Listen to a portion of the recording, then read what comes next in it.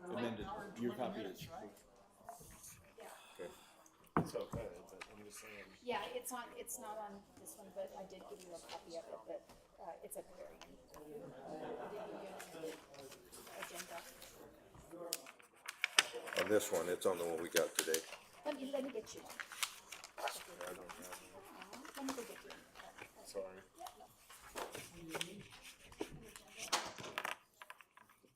Is yours amended, Mike? Huh? You have the amended one? Yep. Oh, just a minute. Yeah. Danny, you good? Mayor, let's wait for Shelley. Yeah, I'm waiting on her. Better wait on the boss. Yes, yeah. Ain't nothing ready. She's not gonna like it when you start without her. I'm sending it to you. Okay, we good? Okay. We'll call meeting to order. Shelley, can do roll call, please. Thank you, Mr. Mayor. District 1, Councilman Rios. Here. District 2, Councilman Pastor. Here. District 3, Councilman Leatham is excused. District 4, Vice Mayor Stapleton. Here. District 5, Councilman Gonzalez is excused. District 6, Councilman Shipley. Here. Mayor Gameros. Here. We have a quorum, Mr. Mayor. Thank you, Shelley. And then you can lead us in the invocation, please.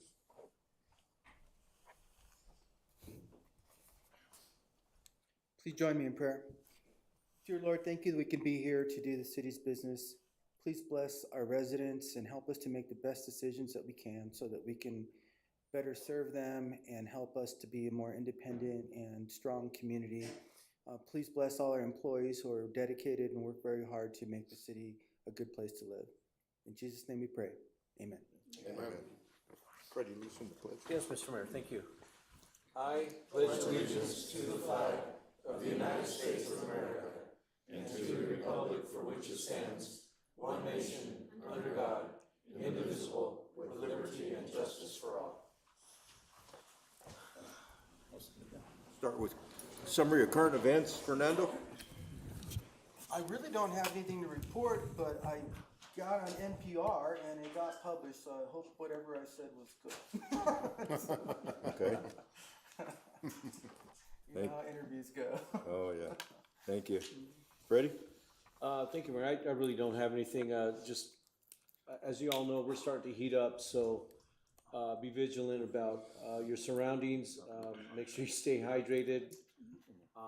And you know, I've other part of the area that I serve, Oracle, Arizona. We just got through a crisis of a fire there, if you may have heard of it. So the fire season's already started.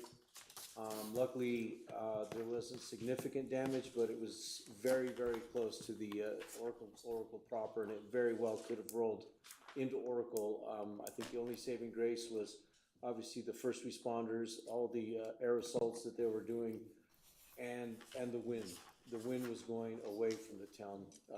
Had it come towards the town, I think it would have been a different story. So just be aware of your surroundings, and you know, the fire season is here, so everybody just be vigilant. Thank you. Thank you, Freddie. Mike? Mr. Mayor, I've been sick this week, so I don't really have a whole lot to report other than I stayed inside all week. Good for you. All right. Mike? Thank you, Mayor. I just have a few things. Just a reminder that the pool's open now. It opened Memorial Weekend, Friday prior. And the hours of the lap swim are Monday through Friday from 9 to 10:30. And then open swim is every day from 11 to 6. And the prices are as follows: 0 to 17 is $1. 18 to 54 is $2, and 55 and over is only $1. So if you get a chance, go over there and enjoy the pool. It's a beautiful pool. So, and then the next thing I have is the hamburger fry is this Friday, 6 o'clock, or no, 5:30. I'm sorry, and the cost for that's only $10, and that includes the burger, all your sides, desserts, and whatever. So it's a good deal, good date out Friday. And then the last thing I have is I had coffee with the mayor with his monthly Coffee with the Mayor report over at Copper Cities Coffee. And we had about 12 people show up. So it's getting more and more popular every month. So I encourage anybody that would like to go, whatever you have to say, if you want to complain, if you want to just give us an attaboy or whatever. We do it, well, Mayor does it, every month, the third week, or the third Wednesday of every month. And the next one is June 18th, and it's always at 1 o'clock. We're usually out of there by, what, 2:30. So that's all I have. Thank you, Mike. I have a couple of things. This Friday, the 30th, at 8 o'clock, there's a groundbreaking for the new Wayfed Bank. You've seen the activity there. They already got the building down. They're gonna have the groundbreaking to start construction on that new bank there. Also on that day, the library's having a color run, and it's for all ages. It starts at 9 o'clock and starts in, what'd I say? Friday? I'm sorry, Saturday, I'm sorry. At 9 o'clock, and it starts at the library and ends at the library. It's about a mile run, and it is from all ages, stroller friendly. Okay. On Saturday also at 8:30 p.m. and Channel 3, Arizona Highways is featuring Globe. They did come up to Globe and film Globe. They'll be featuring several restaurants in our area, interviewed several people. So tune in. It's a 30-minute segment, and it's 8:30 Saturday on Channel 3. On the 6th is First Friday, June 6th. And on June 12th, APS has scheduled a town hall at 6 o'clock at Bullion Plaza Gym, and that's for the PSPS program, the shut-off, power shut-off, public safety power shut-off. So it's important that you pass the word, get people there so you can ask questions and find out what it truly means with this plan that they're gonna be initiating. And also just a reminder, you know, if we have anybody interested in the FireWise program, please contact our fire chief, and he'll direct you in the right place. It's important. We got a lot of areas to clean up in our area, in our residential areas and neighborhoods. It'd really be nice if we get more people on board with the FireWise program. And that's all I have. Paul? Mr. Mayor, members of council, no updates from the city manager today. Thank you. We'll go to our first community call to the public. I have no card. Do we have anybody online or phone?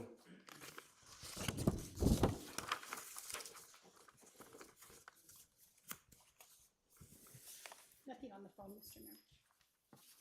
Not seeing anything on the web.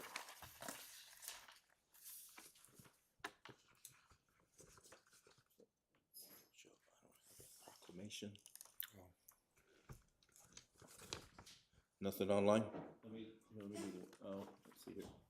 Nope, nothing. I see. Okay. Thank you.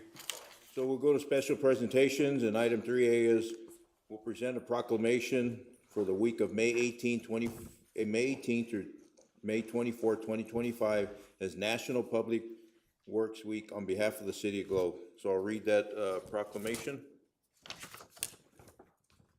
And it states, whereas public works professionals focus on infrastructure, facilities, and services that are of vital importance of the sustainability and resiliency of communities to the public health, high quality of life, and well-being of the people of the City of Globe.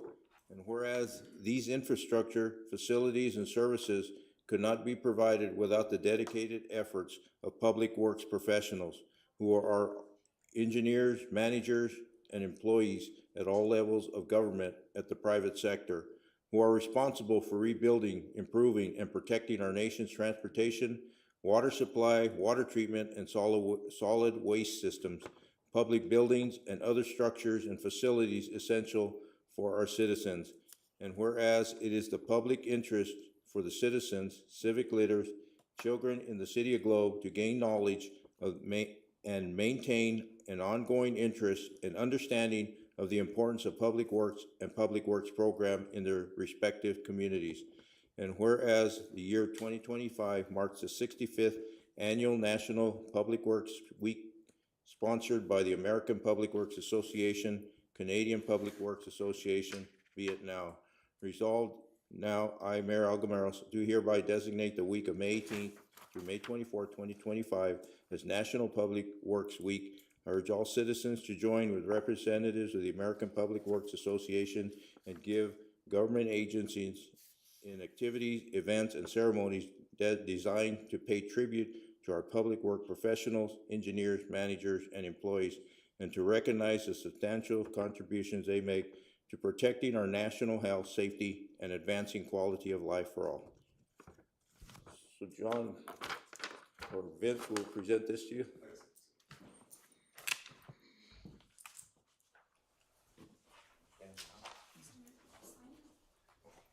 Did you write all that?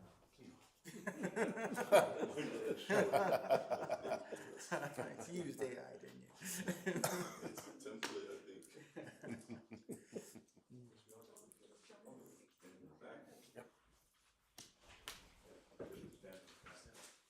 Stand up. More there by you. Yeah.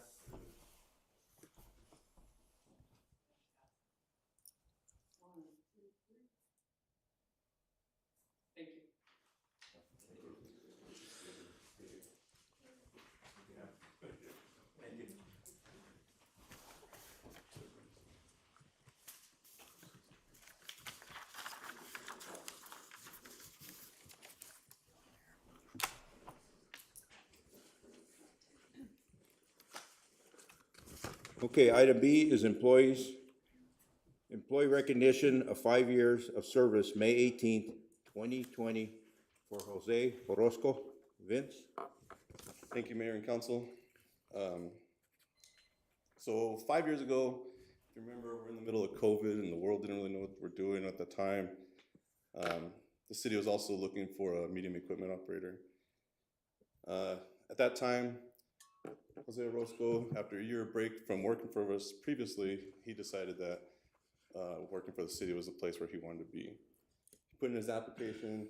We knew who he was. We liked how he worked, so we brought him back. He's part of the water department, but Jose is a big part of a lot of special projects that we come up with around the city.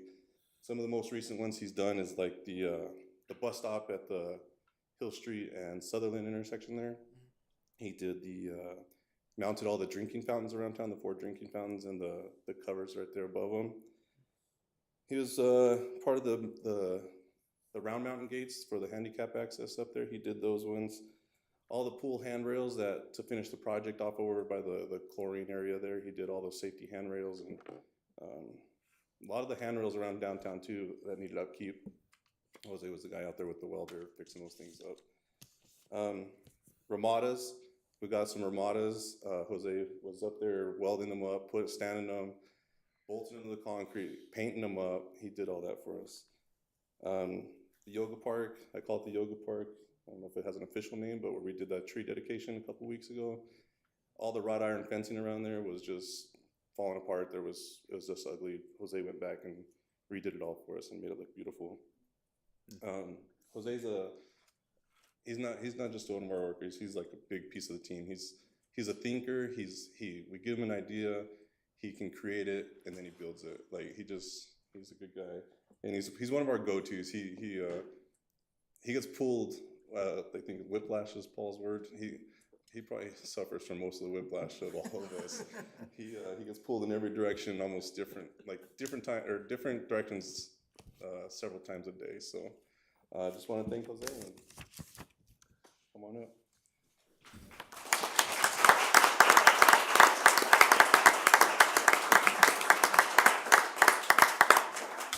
Wanted to say thank you, appreciate it, glad to be working here. We appreciate you too. Yeah, glad to hear all the work that you do. Right? You got Mr. Mayor, we have an award on here. Yeah. Or you? Well, Mayor can, Mayor, come on down. That's what the mayor does. Get your steps in. Right? Gotta get your picture. Big bucks.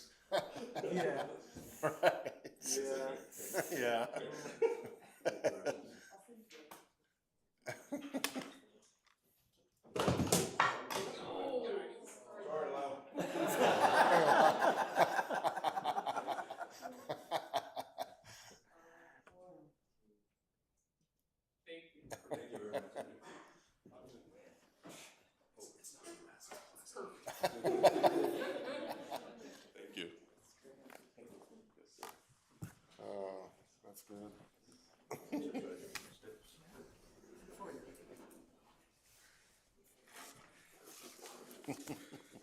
Item C, employee recognition of 10 years of service, May 16th, 2015, for Lyle Wyatt with the fire department. Good evening, Mayor and Council. I invite Captain Wyatt to join me, if you would, please. I'm gonna make this fairly brief because A, I promised Lyle I would, and B, I know we're all excited to get to the audit, so.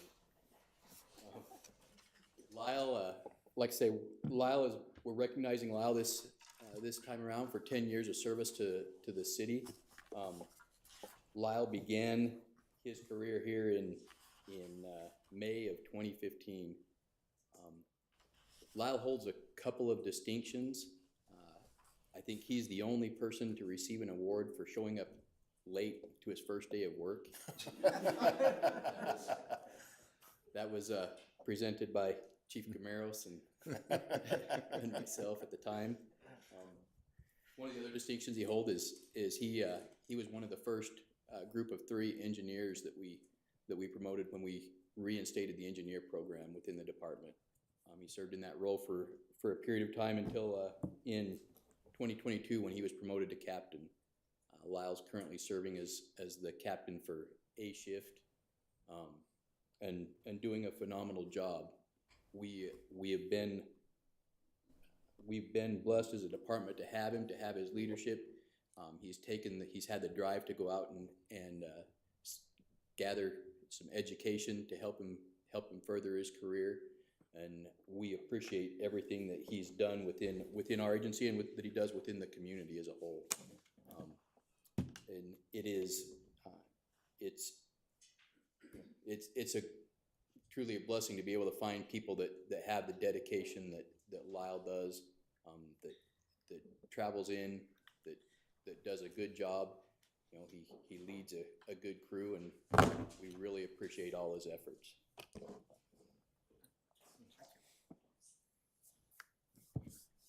Thank you. It's been a privilege and very blessed to be a part of the community. I've been welcomed throughout my entire time here. I've made excellent friends, and some have become family, and thanks to my wife and daughter for making the drive up, and appreciate it.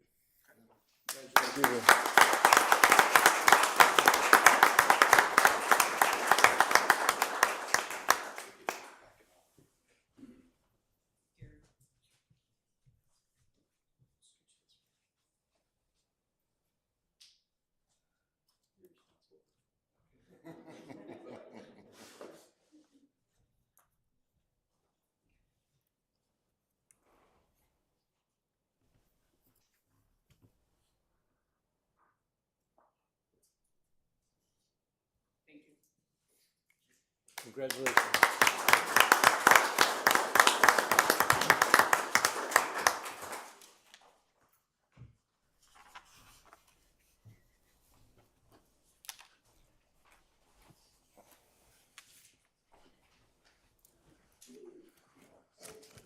We'll let everybody exit then. We got the fun part next. And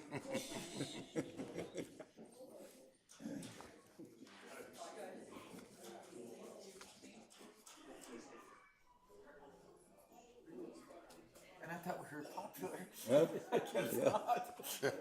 Only for the first 15 minutes. Yeah. I thought they were here for us. No, yeah, you always get excited then.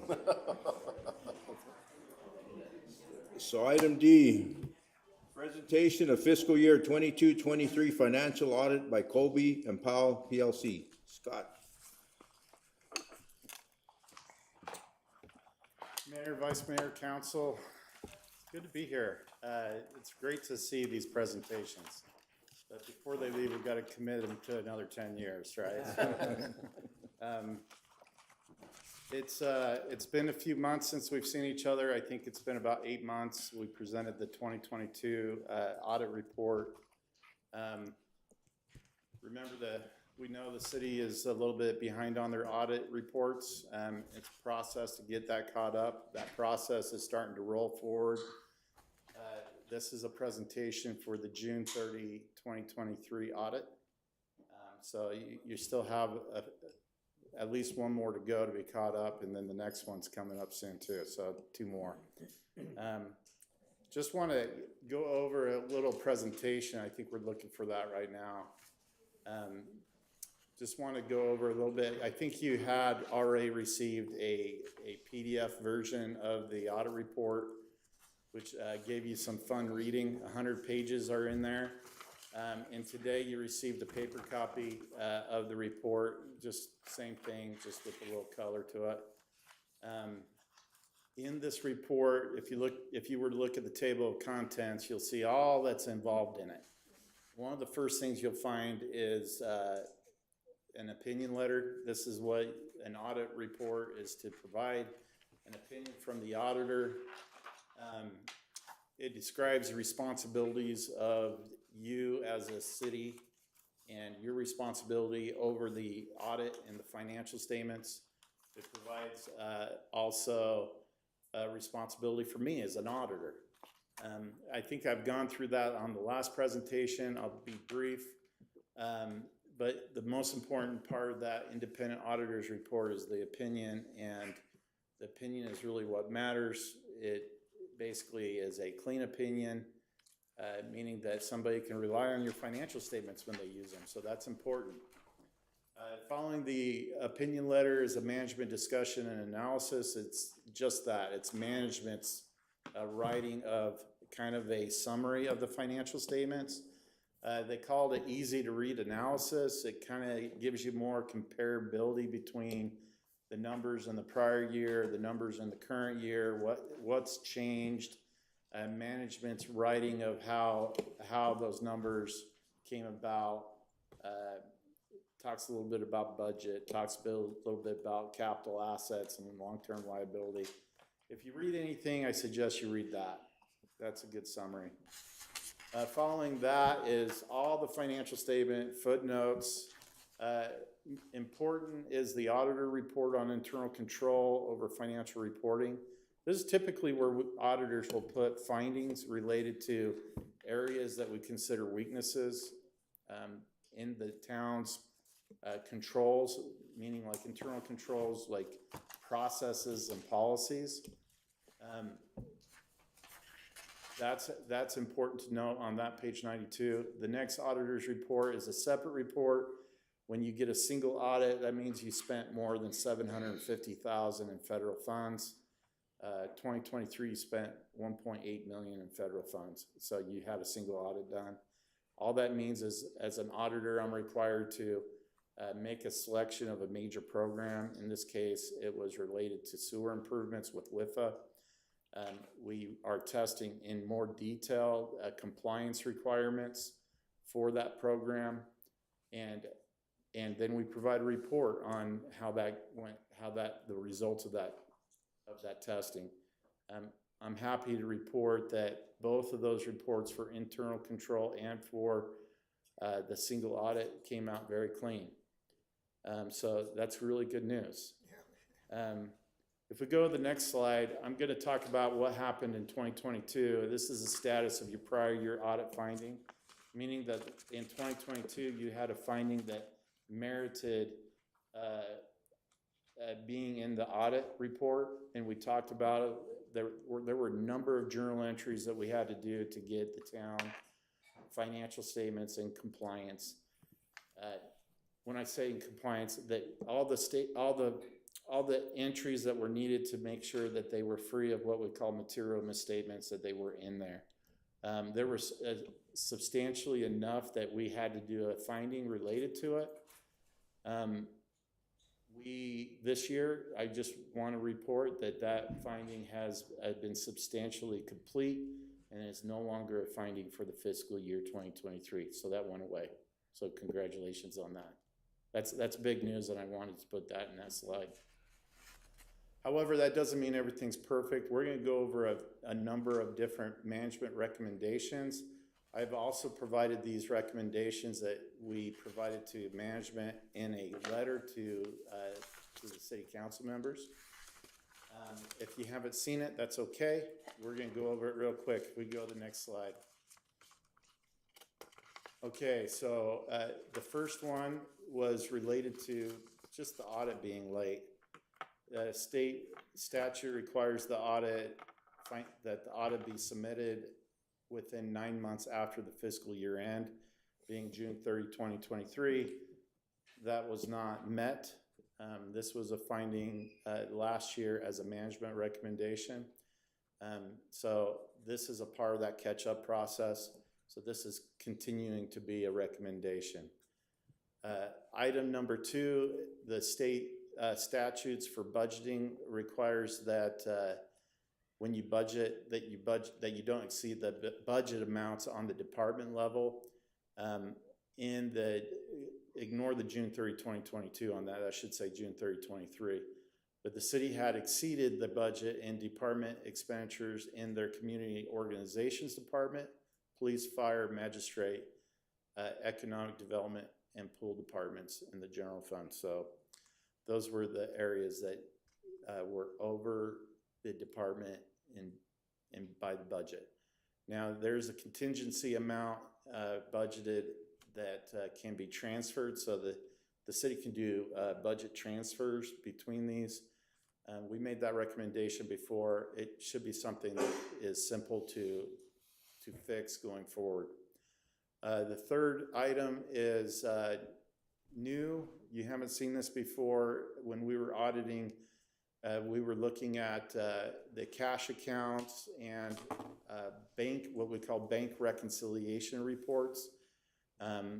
There were some uncleared bank transactions that were found to be duplicated in the accounting system. That meant that basically it was supposed to be voided, yet another issuance was done, so that it became a duplicate. The voiding of that transaction didn't take place, so it remained as an uncleared item in the accounting. That just kind of doubles up your expenses for that period when that happens. We made the accounting entry to fix that when we were on site. And so our recommendation is that uncleared bank transactions over 30 days can be investigated by the finance department as part of their preparation and review process. That will find those and make sure they get cleaned up. The next slide, audit adjustments were necessary. Yeah, question? Absolutely. Can we go back to the previous slide? Yeah, let's go back. The middle statement or bullet point, you mentioned something about, we went over budget on those departments. But you also mentioned something about a budget transfer that would mitigate that. Is the transfer before it goes over budget or anytime after it goes over budget? Right. The item. That's a very good question. When you have your budget process, let's say that in this, we're talking about the general fund. You budgeted a certain dollar amount for general fund, but then you allocated all those budget categories to for example, community organizations, the police, the fire.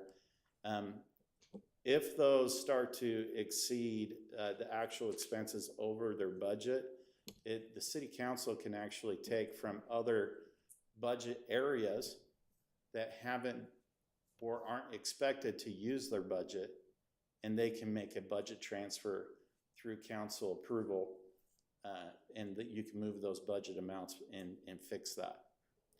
The good news is you're not over budget in the total, you're just over budget by department.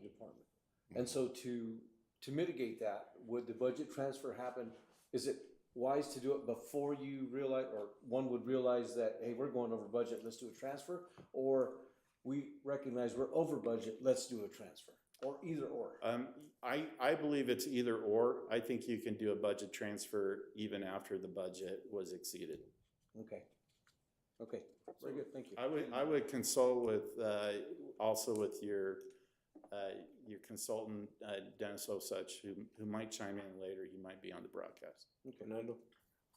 Just on that note, it seems to me like when we build a budget, I know that we build a budget that's much bigger than what we're actually going to spend because we can't spend it unless we budget it. But when we do the departments, we pretty much keep it to what we think we need to run that department. Should there be a buffer set in there so that we don't have to be doing these budget transfers, or? Well, I think it's a good question. I mean, if, when my wife gives me a budget, right, she, I'm to keep to the budget, right? And, just the same as the city and town, departments are to keep to their budget. Now, things change, circumstances are different, expenses have to be, spent. That's where you come back to the city council and say, these are the changes, will you approve this to be changed? It's open discussion, it's very clear and a lot of clarity to it. And there'd be budget areas to put. I wouldn't necessarily, I mean, it can be, you can provide for a budget line to have maybe a little buffer room, which makes sense, but it's your way to help maintain and control expenses within the town. Mr. Mayor, members of council, when you're ready, I'd like to address that. Go ahead. Yeah, so within the department, if they know they're going over budget on a line item, they can compensate that by another line item within their own budget without having to come to council then, and still staying under their department budget. As long as they're within their department. If you're changing it from a department line to another department line, it would be a council approval.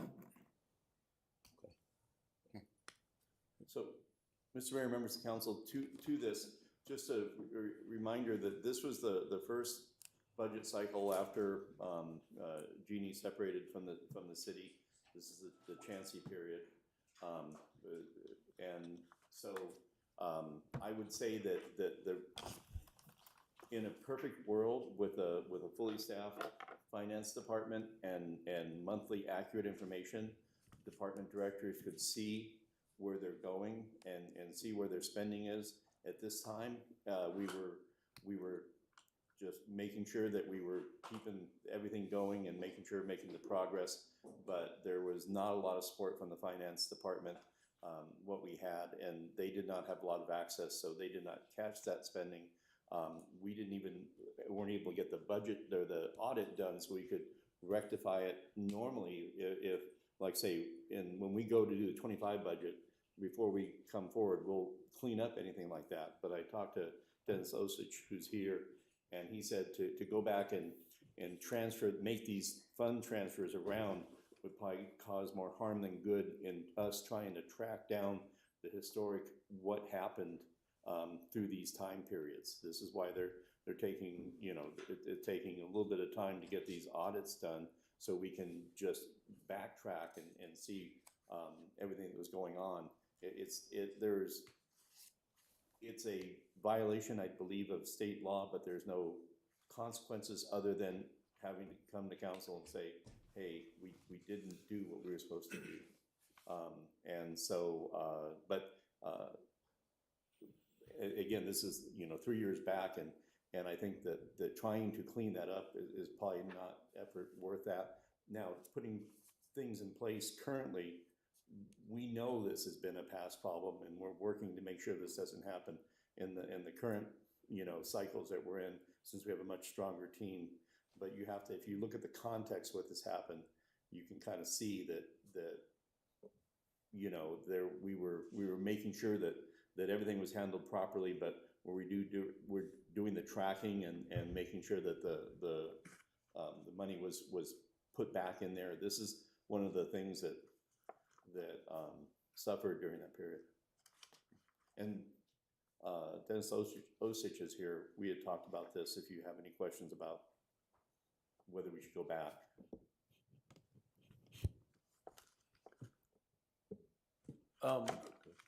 My question was just more of a learning process, not to take back that many years and figure out why. Well, I think, lessons learned. We were in a difficult situation. We all understand that. Looking for, a replacement of our financial officer. But, as a council member, I also feel obligated that we as a mayor and council really need to understand this process so that we can explain when our constituents come to us and say, hey, what's going on with our city coffers. So it's more of a learning process for me, I'm not trying to call out anybody. No, Mr. Mayor, Councilman Rios, I know this has been an issue And I think it's good we have this discussion in public so people know, you know, we have a strong audit, we have some deficiencies, and you're fully informed as to what those deficiencies are. The only real way you can have this discussion is in a public meeting. We're happy to have that discussion, for better or for worse. Not taken as calling out. I'm sure, you know, you're like, that's curious, and so let's talk about it. Yeah, that's exactly what I was thinking. Very good, thank you. Thanks for the explanation. Those are good questions. In the general fund, the total expenditures that were budgeted were over $20 million. Expenditures were 16.2 million. So in total general fund, you're you know, well within your budget by $4 million. These are between departments just to, you know, make sure spending is, you know, the eye is kept on the spending based on department level. Good question. Yep. All right, let's, any other questions before we move on? We can go to the next item. Audit adjustments were necessary to reclassify capital assets to proper general ledger accounts. This one's pretty minor. It's pretty typical actually in audits that we do. Capital assets purchases in governmental funds, they get expensed to what we call a capital outlay account. And sometimes they get expensed to different accounts. And so there's a little process that we gotta, you know, find where those are, put them into the right capital asset accounts. Enterprise funds like the sewer, water, those get put into a different account as well. And sometimes they get put into maybe an expense account. A lot of time that's done because of budgeting, you know. But at the end of the year, those items need to be kind of moved to the right places for audit reporting purposes. And so our recommendation is that that just be part of the closing process for the finance department. The next one is written policies and procedures. They do not address currently in writing the minimum thresholds for capitalization of what's called a right to use asset for leases, and also a right to use asset. I'm going to call it subscription-based software. This is an area where, like regular capital assets, we wouldn't put it on as a depreciable item and depreciate it unless it meets a requirement.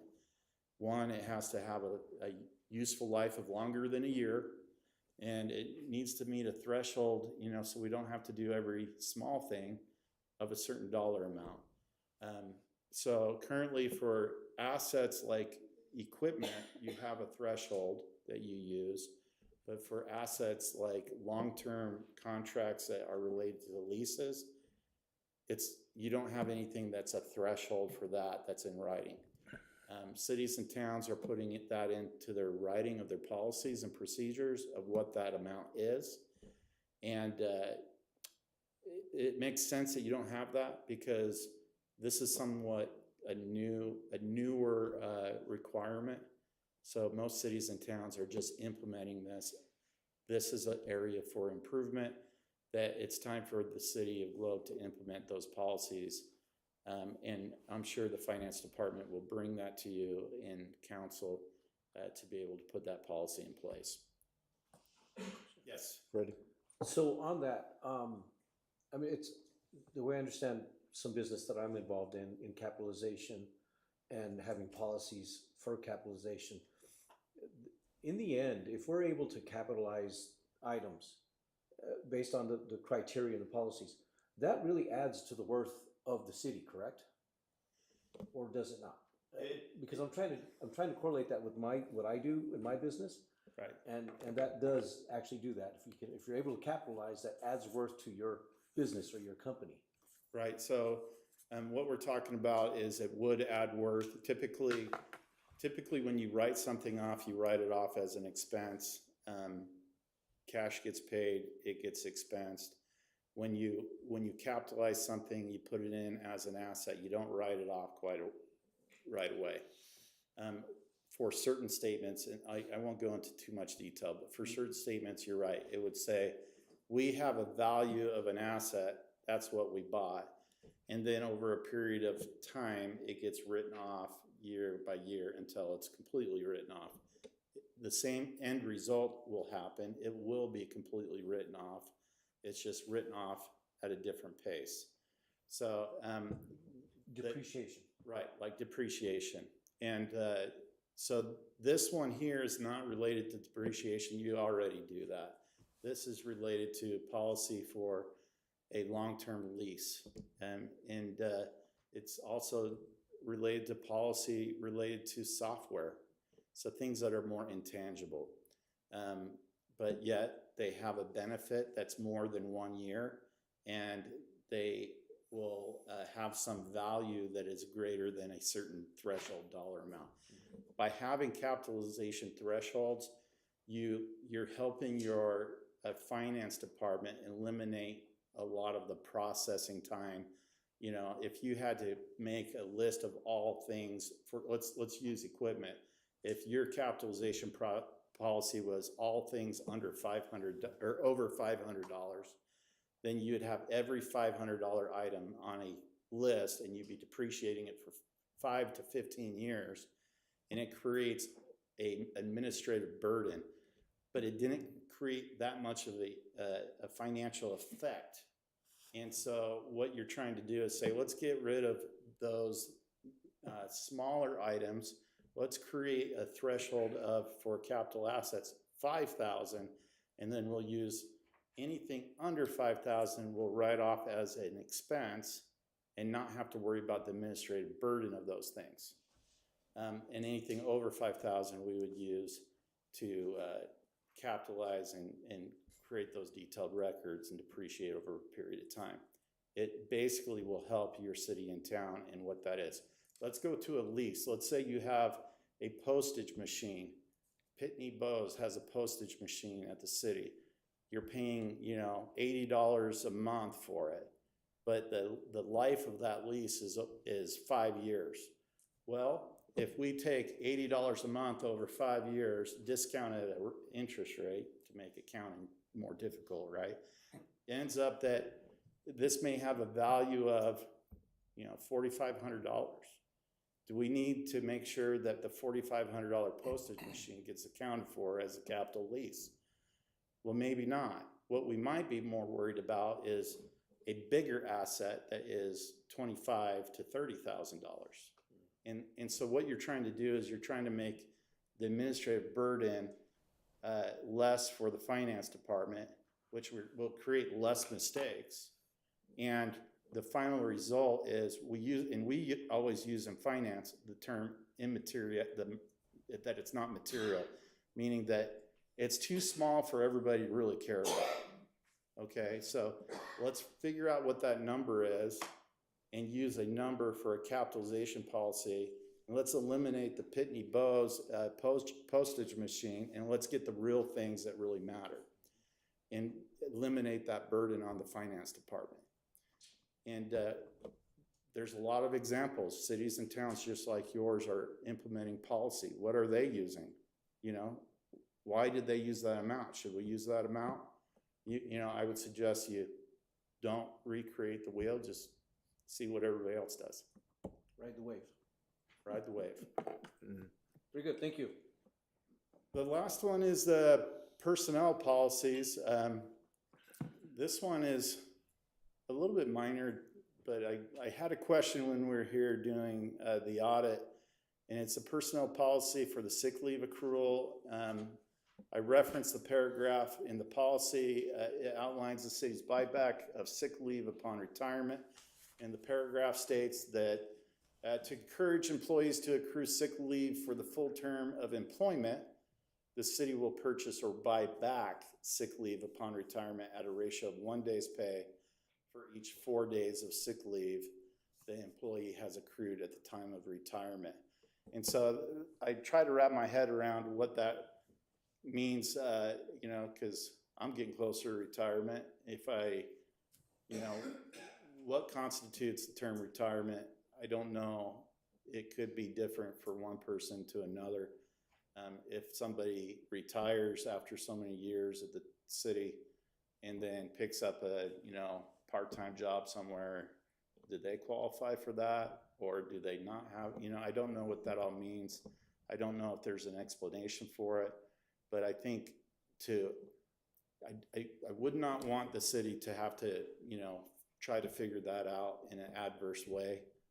Maybe identifying what that means in your policy before any other problem comes up. Mr. Mayor, members of the council, Mayor, if you Are you saying more that, I guess, I think our policy is still about 960 of sick leave hours accumulation in your employment. Right. So you're saying somebody that maybe stayed longer than 10 or 15 years should be, or 5 years should be considered that, or? Well, I don't know. I just, if you're 40 years old and you retire and then you pick up a job somewhere else, are you entitled to the buyback of 1/4 a year? Does that apply, or do you have to be, 65 years old and not ever go back to work? Is that the requirement? He wants a definition of retirement. Well, Yeah, exactly, that's what it is. That means. well, I retired at 59 and a half years old, and I had the max sick leave, and they paid 1/4 of my sick Yeah. leave back to me. And so I just look at that to prevent a future problem. The definition of retirement might need to take place. So, Mr. Mayor, members of council, this is not an HR question. This, we have policies and we have reasons and thought process. It's just, but I talked to 3 or 4 people about this, and everybody had a different, well, it could mean this or it could mean that. It's the vagueness of this as to what the definition.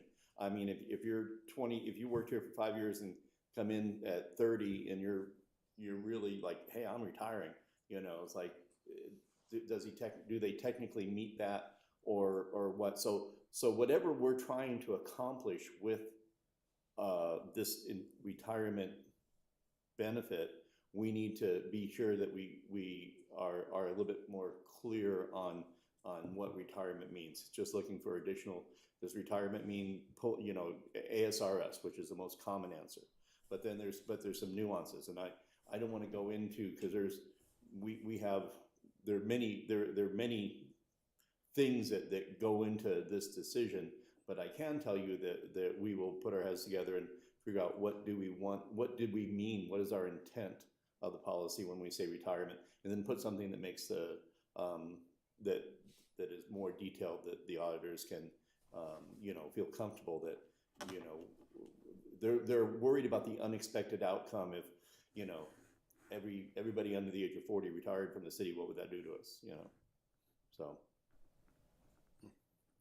So it's as Scott said, it's a technical issue, but everyone's head is going to HR policy, but this is a audit question. Okay. Because we can't predict if somebody's gonna get a job a year later after they retire. Right. We can't predict that, Right. so how are we gonna, And then how do we, and they good-heartedly could think that they're retiring, and, after a year, they're like, I mean, vice mayor lasts about, what, 3 days? About that. And so, then he's like off to another job. But, and we're not saying that's a bad thing. No. It's not saying that is, but I think that the difference between separation and retirement is what we need to clarify.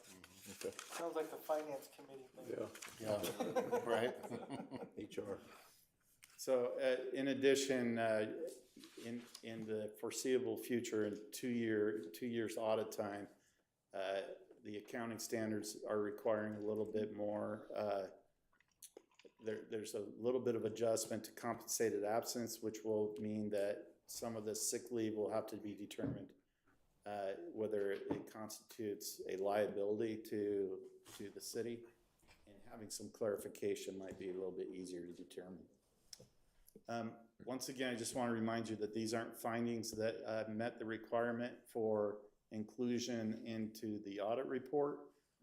So you will not find these anywhere in your audited report. Those are what we call significant deficiencies or material weaknesses, and so None of these were that. These were recommendations that we have made to management during the time of the audit. Areas for improvement, and they're also, in full disclosure, to be sent to city council so you can see what's been talked about. So, are there any further questions? No. Wonderful. Let's get started on the next audit. I think it's time to get going on that one again.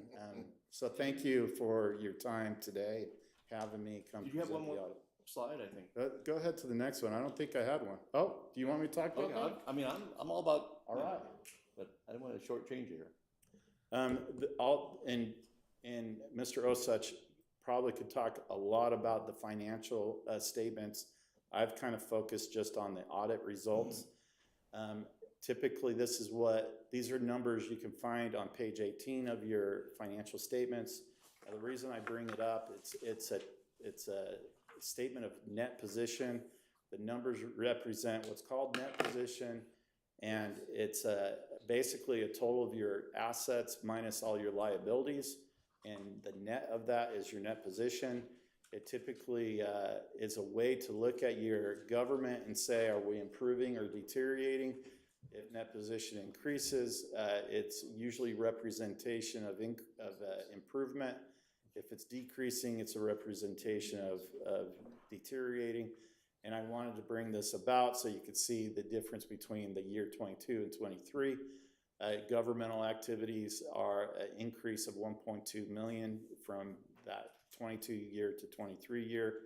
It's also an increase in your business type activities, sewer and water, an increase for 746,000 with a net position total increase of nearly $2 million.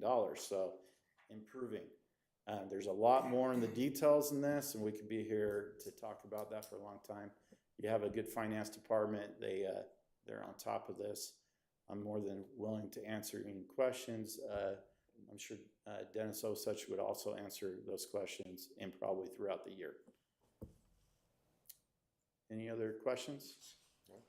Just a clarification, you did say the 746,319 for business activities, that was water and sewer, did you say that? Yeah, that's right. Okay. Right. In total. Well, that's a positive number, all the way across. All the way across, all things. And no material deficiencies? No. So it's clean audit. Clean audit. Yep, that's what we want. And clean single audit. Great. And we'll still be behind the deadline on the next one then, 9 month. Oh, yeah, no, Right.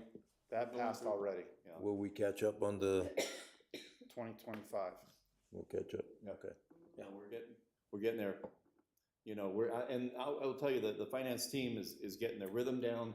They know this group has never done an audit before in their life until, well, a city municipal audit as complex as ours until the 2022 audit. Now they got the 2023. They're already prepping, I know, for the 2024. And so each one's getting better, and it's less further away. So no, we got our rhythm here. Good. Very good. Thank you all. Appreciate that. Yeah, thank you guys. Good job. Thank you for bearing with me. Thank you. Thank you. Thank you, Scott.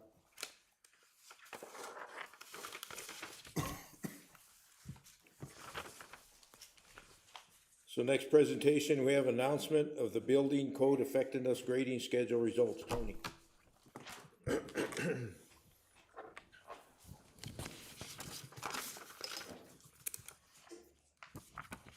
Got PowerPoint? Good evening, Mayor, City Council members.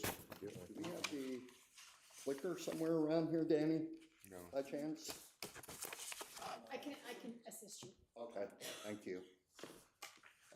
What I'd like to do tonight is talk a little about our most recent ISO audit and give a little brief explanation on what that looks like, how it works. So the overview of the ISO audit. So the Insurance Service Organization has a subsection, and that's the Building Code Effectiveness Grading Schedule. ISO audits are industry-wide, so they're used for government, private entities, public safety, all kinds of industry. So it's a very recognizable process that's utilized nationally. So again, it's administered by the ISO. It evaluates for our sake, Building Safety Department in different jurisdictions across the whole United States. The evaluated points and comprehensive review of the following items took place during this audit, and it's pretty robust. So they cover, there's a lot of questions that cover kind of each one of these points, which is our building codes, our amendments.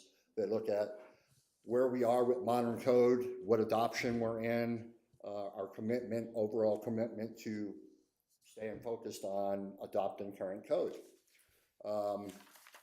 Commitment to code enforcement, again, that's how we enforce these codes, how we implement the code.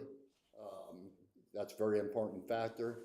Our permitting process, those include policy, practices, how we permit, the process in which we do that, checking not only taking in plan submittals with permitting, but also checking in everybody that's associated with the project.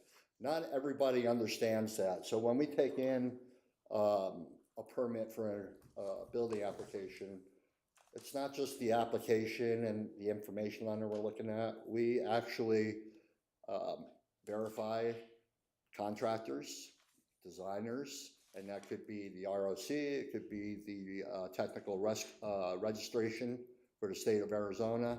The plans have to be administered or sent to us in a particular way with particular stamps for them to meet state requirements. So the inspection process is another thing that they look at. It's how we conduct our inspections, how we make these inspection schedule cards, how we apply them to the code, how thorough we are. Policies, again, I kind of covered in my last permitting, so I won't hit that again. Zoning and municipal codes, another important factor. So this is where everything starts. Zoning allows us to identify what we can do with that property. So everything starts here, and our good municipal codes that are our zoning codes, this is what they were looking at. Our staff training, very important factor there. So they see that as, you know, a very valuable aspect of providing good service to not only developers, but our citizens of the city. And it's a very highly scored aspect of the ISO audit. Staffing, which is, I have professional certifications working, so they're looking at that. Yes, sir. Can I ask you a question real quick on zoning versus municipal codes? Because I've been on here when we actually went through every municipal code and rewrote them and tweaked them and did whatever we were gonna do. But zoning, I always kind of struck me as whatever the property is zoned as, a lot of that comes with that selection of that zoning. We don't actually we don't write zoning rules, but we might make an exception, we might make. Well, So am I getting that wrong? I don't remember writing any zoning. so our zoning, yeah, so our zoning codes, our municipal codes are derived from our zoning administrator and staff and through recommendations through P&Z.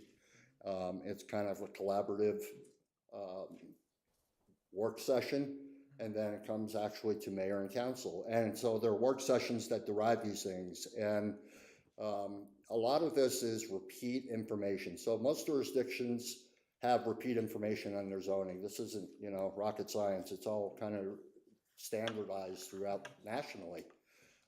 So we look at that as well and make sure that we're in line with everybody else, and then that we're in line with our, our geographic boundaries of our jurisdiction. So we take all those things in consideration, and we apply the proper codes or the amendments to those codes to our municipal codes that rhyme with our zoning. So zoning is standardized. So when you look at things like C3, C2, R1, 2, 3, 4, 5, 6, things like that, TR, those are pretty standard acronyms that are recognized nationally. Everybody's got a little something different in their jurisdiction. They may call it something different, but it kind of rhymes with what that zoning municipal code is saying. So it may look different, but they pretty much act the same. Does that answer your question? Yes, we do tweak them, but we don't write them basically on the zoning part. Correct. We modify them, we amend. So just like most, well, all of our codes. So amendments are there to fit the jurisdiction's needs, and that's why we amend. So a lot of national standards don't always rhyme with your jurisdiction standards, and they don't rhyme, and they won't work for what you need it to do. So that's where amendments come in and reverbalizing items in those municipal codes. Tony, so designation like a C3, that's not designated by us, that's designated from the state level, federal level? So a C3, it is designated by us, and but those use groups, we have what they call use groups by code, and then we have zoning groups. And zoning groups are identified by, and that goes back to the zoning administrator and the AICP requirements that they adhere to. Group uses are a little different. That's a code thing, right? And so a group use in relation to a zoning use, like you just mentioned, would be, let's say B for business. That's a group use, and that outlines what you can B for business means and what runs out of that group use. Those are defined by code, building code. And zoning codes are defined by the zoning code. And that's where these come from. So there is a standardized zoning code through the ICC that addresses these things. So this is, again, nationally recognized verbiage through the zoning code. We don't adopt that zoning code because we have our own zoning, but a lot of that information comes from those existing zoning codes. So municipalities that adopt, or municipalities that have their own zoning administrators or zoning planning and zoning departments, they don't adopt the zoning code because they want to adhere to what works for them. And the ICC, just like ICC codes, building codes, don't always work for a jurisdiction. So those are adopted through ordinances, I guess, or through government? Yes. Each individual city, like we've adopted those ordinances, Correct. approving those zones, the zoning codes, okay. Correct. Any other questions on that? No? So going off of staff training, professional certifications, work experience, this goes a far way. So we've been very fortunate to have the support from our mayor, council members, city managers, all the way down, that we've been staffing with professional, talented people in the city, and we've been very fortunate about that, and I think the work shows just that. So we've had a lot of fortunate hires that came here that bring a lot of work experience in these fields, and that covers every aspect, especially for building safety, and I'm speaking on my behalf today. But that goes a very far ways for that. Disaster preparedness. So the ISO is very oriented toward disaster. And that's really what the ISO is best utilized for. That's what it's for. Can we go to the next slide, Shelley? So I'll talk a little about the scoring system. It may make a little bit more sense. So scores typically range from 1 to 10. 1 representing excellent, exemplary commitment to code, while a score of 10 represents no recognizable code enforcement, which is a failure. They have other scores, such as 99, that indicates that a jurisdiction is unclassified, doesn't participate in the BCGS for whatever reason. Maybe they don't meet the minimum requirements, or they don't want to partake in these audits. There's a plethora of scenarios that some jurisdictions don't want to partake. And then a score of 1 to 5 is considered disaster resistant in their eyes.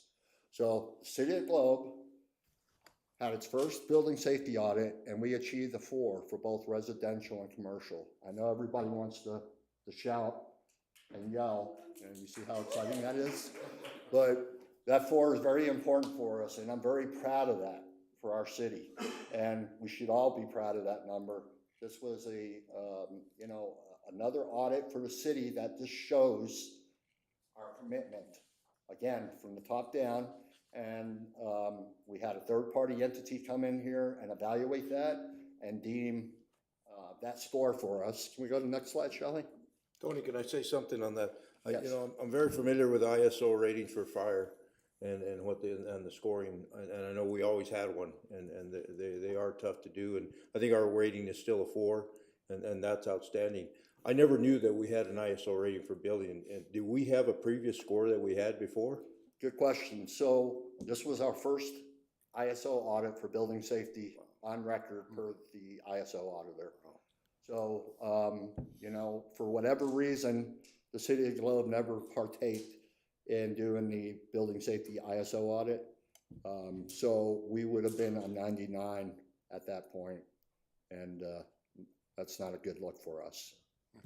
So, but the 4 is a very good look for us and a very good positive position.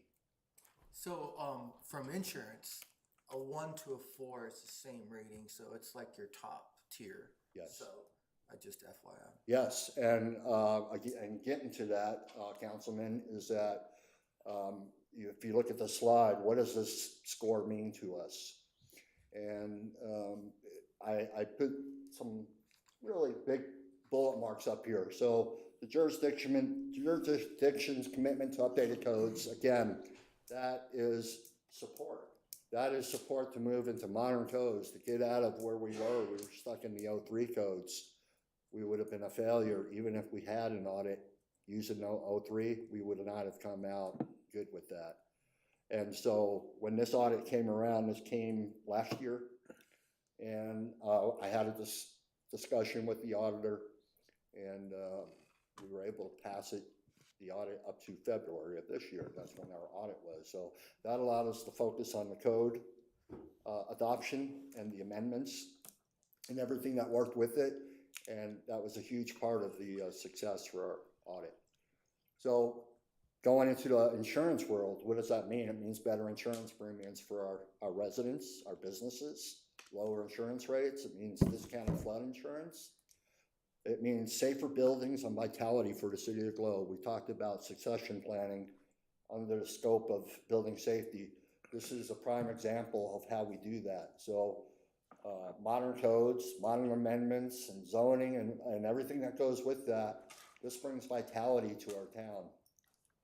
We're over 100 years plus with these buildings here. And what I've said before is they're not going to maintain. We're not going to get another 100 years out of them. And in fact, they're failing. And we see a lot of failure every day with aspects of our buildings because of that age and because of the construction requirements or guidelines that were conducted back in that day. And so we're paying that price. Every small town, every large town has been there. Even when you look at larger municipalities, City of Phoenix, for example, that wasn't always a metropolis that it is. It was a small city that has grown. It had dirt roads and horse and carriages and lack of everything that the city of Globe has, all the problems the city of Globe is faced with, but yet they exceeded those hurdles and look where they're at now. And I'm not saying the city of Globe is going to be another Phoenix, right? We want responsible growth. What I'm saying is we want vitality. We want people to have a sustainable home here, a nice home, a safe home. We want businesses to be safe. We want patrons to walk into these businesses and be able to walk out safely. And so that's what this does for us. So, it improves our property values. With everything I just said, that comes with that, right? Improve property values, reduce losses from natural or human-made events. So that's what the big thing with code is. I'd like for all of us to be reminded that code and those requirements, they seem convoluted at times for people to have to adhere to them. And if you remember, our codes are the minimum requirements. So when you look at a code book, that's what it says. The minimum requirements set forth in whatever code we're looking at, IRC, IBC, whatever it is. So we're asking people to actually build a structure to the minimum building requirements. And if you take a step back, you know, of how that really sounds, and you're like, oh, wow, wouldn't we want the maximum building requirements? Well, no, because if we did maximum, then we'd just, you know, be ridiculously expensive and unachievable. So minimum is based on loss history, engineering attributes nationally. That's how they derive ICC codes. That's how we get these codes together. And then we amend them with our amendments to fit our jurisdiction's needs. So in the face of disasters, and we have wind here, we have fire, we have flooding, we have snow load. So we're faced with multiple disaster possibilities that we have to contend with. The code helps mitigate this, and that's why it's so important to use modern, up-to-date codes.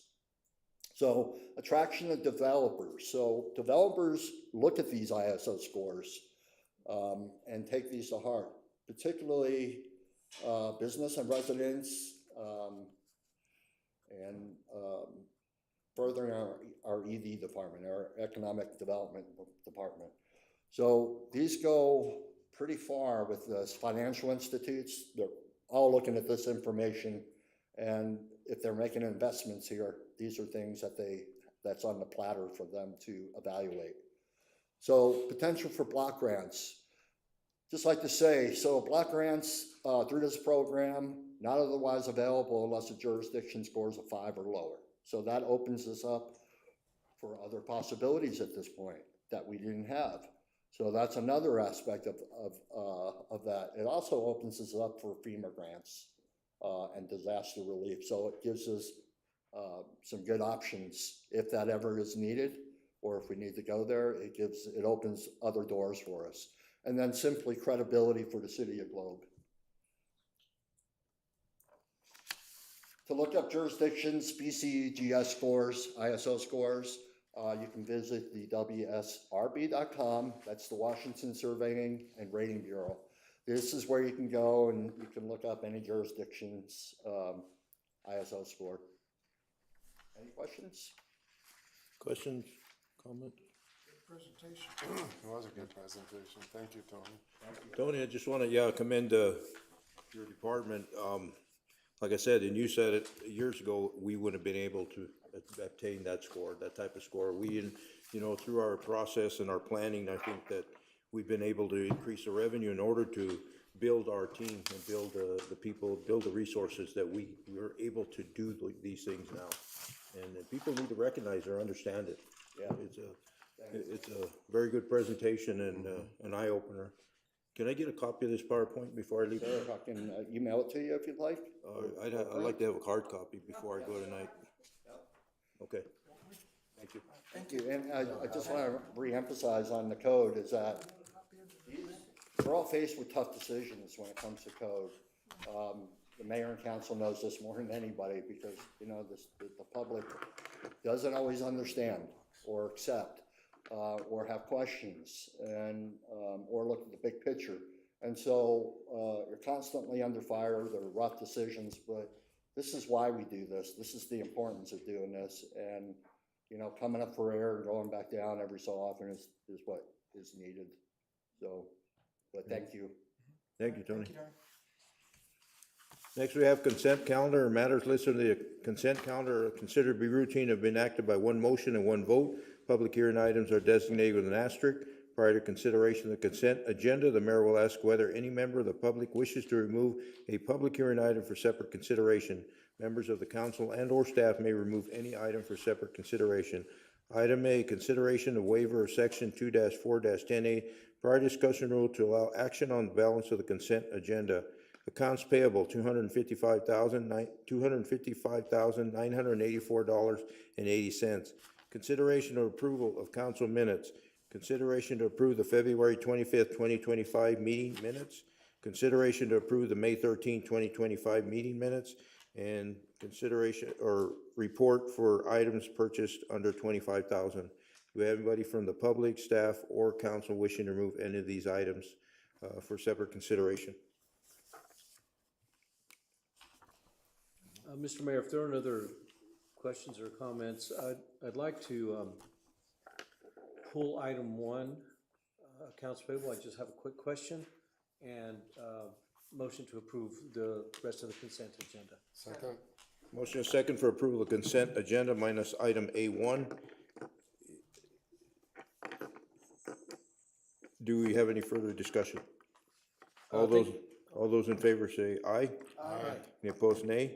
So gotta go to item A1. Okay, just a quick question. So in part of our packet here, we have AP notes dated 5/28/25. It has the exact same dollar amount of the consent agenda, but then there's some highlights. 2 items, the municipal risk and APS. Did you, it's a 1-page. Yeah, we have that. Just I'm showing the higher item. I'm just trying to figure out what that represents, because it's in the, I'm stuck on audit. It's in the report, but yet there's a single page asking, basically highlighting this. Is there a reason for that? Do you wanna jump up there? Eric puts these together, so Okay, I'm trying to just figure one out to the source. what this represents or means. Yes, Councilman Rios. Usually we have the highlights here of the really big payments that made accounts payable really large, and we were just pointing out that this week those are really only the highest payments that were anything worth highlighting. Okay, so Everything else it's is really small. So it's just an awareness. Yeah. Oh, okay. So sometimes mayor likes to be able to call out, like we made a $1.2 million payment on the bridge or something, Right, some really big projects, so that you guys can see that before you go through the consent agenda. Very good. I just didn't want to read too much into it, because it all looks the same to me, and I'm just, why are we seeing two of the same thing? So, Mr. Mayor, thank you, I members, appreciate that. Councilman Rios, on a normal accounts payable, these would not be called out, but these are the highest within that 250. But normally, if it's got to be like, you know, a couple 100,000 or more before he'll. Right. The municipal risk, that's what we pay annually? No, is that annual? Is that monthly? I think that was Municipal for risk. the month. Monthly, that's what we pay monthly, Yeah, okay, that's our- okay. Yeah, we're gonna keep that payment. Okay. Very good. I have no other questions. Thank you, Eric. Want a motion to That approve? said, I'd like to motion to approve item A1. Second. Motion second for approval, item A1, all those in favor say aye. Aye. Any opposed, nay? Motion passed. New business, item 5A, consideration to approve the planning and zoning recommendation for approval of a request to allow a monument sign over 16 feet in height for the Washington Federal Bank located at 996 North Broad Street, APN 207-15105B. Tony. Good evening, Mayor, council members. It's me again. I'd like to present consideration of the request to allow a monument sign over 16 feet in height for the Washington Federal Building, new construction located at 996 North Broad Street, C3 zoning. The city zoning code section 1413-20, E subsection 8 restricts freestanding signs in C3 zoning to a maximum of 16 feet in height. The code also allows city council to approve signs that are taller than 16 feet in height with a developed criteria which was used for this decision making. So if you'd like, I can go over those. If you see the PowerPoint in front of you, you'll see that the Planning and Zoning Commission considered the following criteria to allow the increase in height. There are 4 items there. And then the recommended motion from the P&Z board is for council to approve such sign with two conditions attached to it. And those conditions are: 1, place 3 additional fire department approved removable bollards on the property on Blake Street and Broad. There's an entry there for emergency vehicles to enter. So that's what these bollards are for. So they're just actually asking for 3 more so we don't have people parking in that area and that stays accessible if needed. And number 2, the freestanding sign may not exceed 20 feet in height. I'd like to talk a little bit about those criteria. So the enhanced area where the sign is going is going to be enhanced by landscape and ground covers at the base of the sign with frontage improvements. And that is at the corner of Blake and Broad. That's where that new sign will be placed. In enhanced street frontages with full 20-foot landscape planter and parking area, which I had just mentioned, screen walls, curb, sidewalk, and gutter to be installed. The building pad will be elevated. This is in the floodplain. 3 feet from this corner location, and the highest building point will be approximately 24 feet. What that really means is that a 20-foot sign in height will appear very proportional to this building and this construction. The existing pole that was on site prior was 20 foot or just over. And they wanted to maintain that, but being design changes and requirements for egress, ingress, they had to move that. So they wanted to maintain that sign height by use of pre-existing sign, but since they had to take it down, that went away. But they pursued to maintain that 20-foot height, so they went to P&Z to ask for use for it. Are there any questions on that? There's no visibility issues with coming for egress and entrance? Correct. They had a visibility study done at that corner. The setbacks for the signs meet the ADOT requirements for the right-of-ways there. And then, of course, the height of the pole and the head of it will far exceed the visibility issues there. What's the total height of the building? I'm sorry? What's the height of the building? 24 feet. So it'll be a little higher than the sign? Yeah. Okay. Yep. So the sign's gonna be on Blake Street? It'll be on the corner of Blake and Broad. Right on the corner. On that corner. And it'll be set back from Broad. Okay. Go ahead. And I don't want to reach out too far, but I know Councilman Shipley had a concern about the sign just down the road, the plaza that got remodeled, where you have your coffee. Yeah, across from DeMarco's. Right. Yeah. Do you know the size of that sign? Do you recall? Is that the old Napa location? Yes, yes. Okay, so I don't recall, but I want to say it was 16 feet. Yeah, I think we did some sort of an acceptance for variance on that one as well. Yeah, Okay. I want to say it was at that max, that 16-foot allowable height. And this one again is 20 foot? 20 foot, so they're asking for a 4-foot difference in height. And based on the attributes, the criteria that was looked at for the approval, it makes sense because of the building height. That building is in floodplain, and so it's going to be elevated. So that proportionate relationship between the landscape area and the sign will rhyme with the building pretty nicely. So the parking lot's gonna be 3 feet higher than the highway itself? Correct. Wow. Wow. So it'll be, so when you say 3 feet higher, so the building will come off at 3 foot.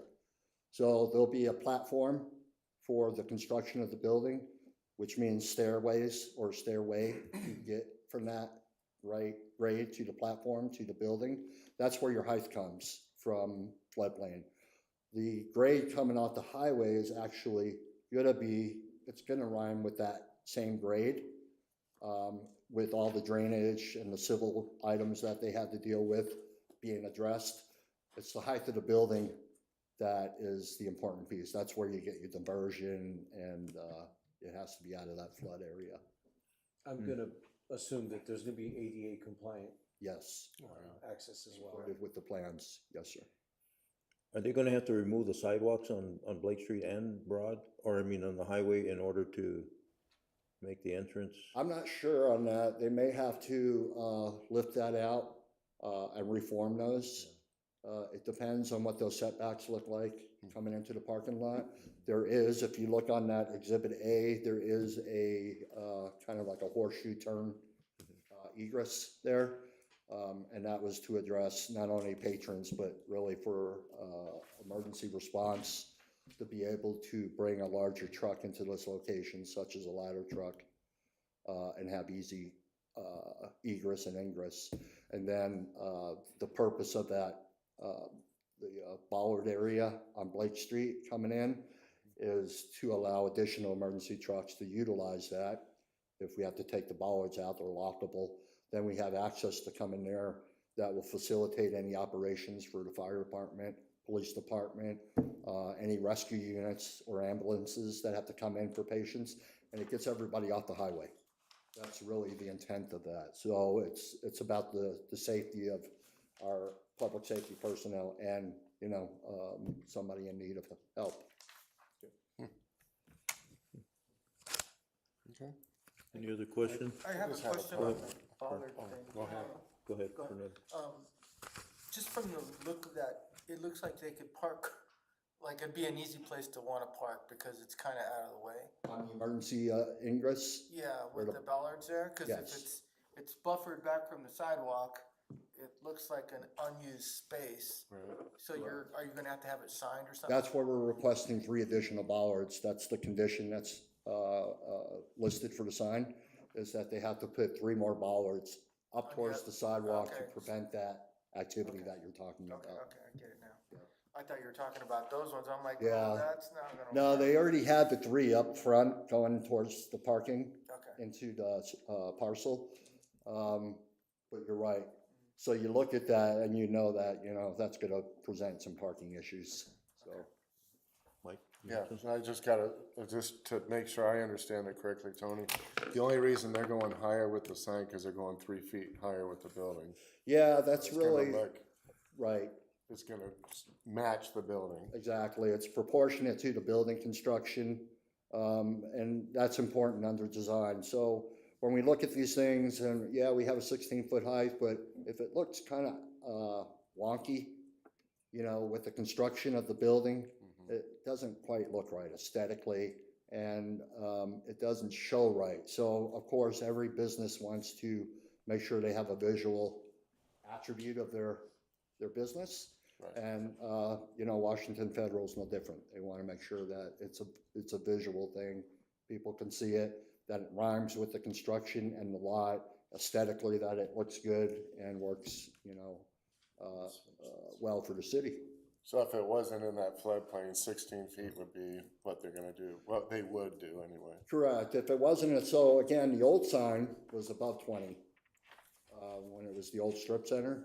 So if you kind of remember what that looked like, pretty tall sign, but it was allowed back then, and that was, you know, pre-existing, non-conforming Right. sign. Because of that went away, that's why they're going through this process. Now, you know, if it was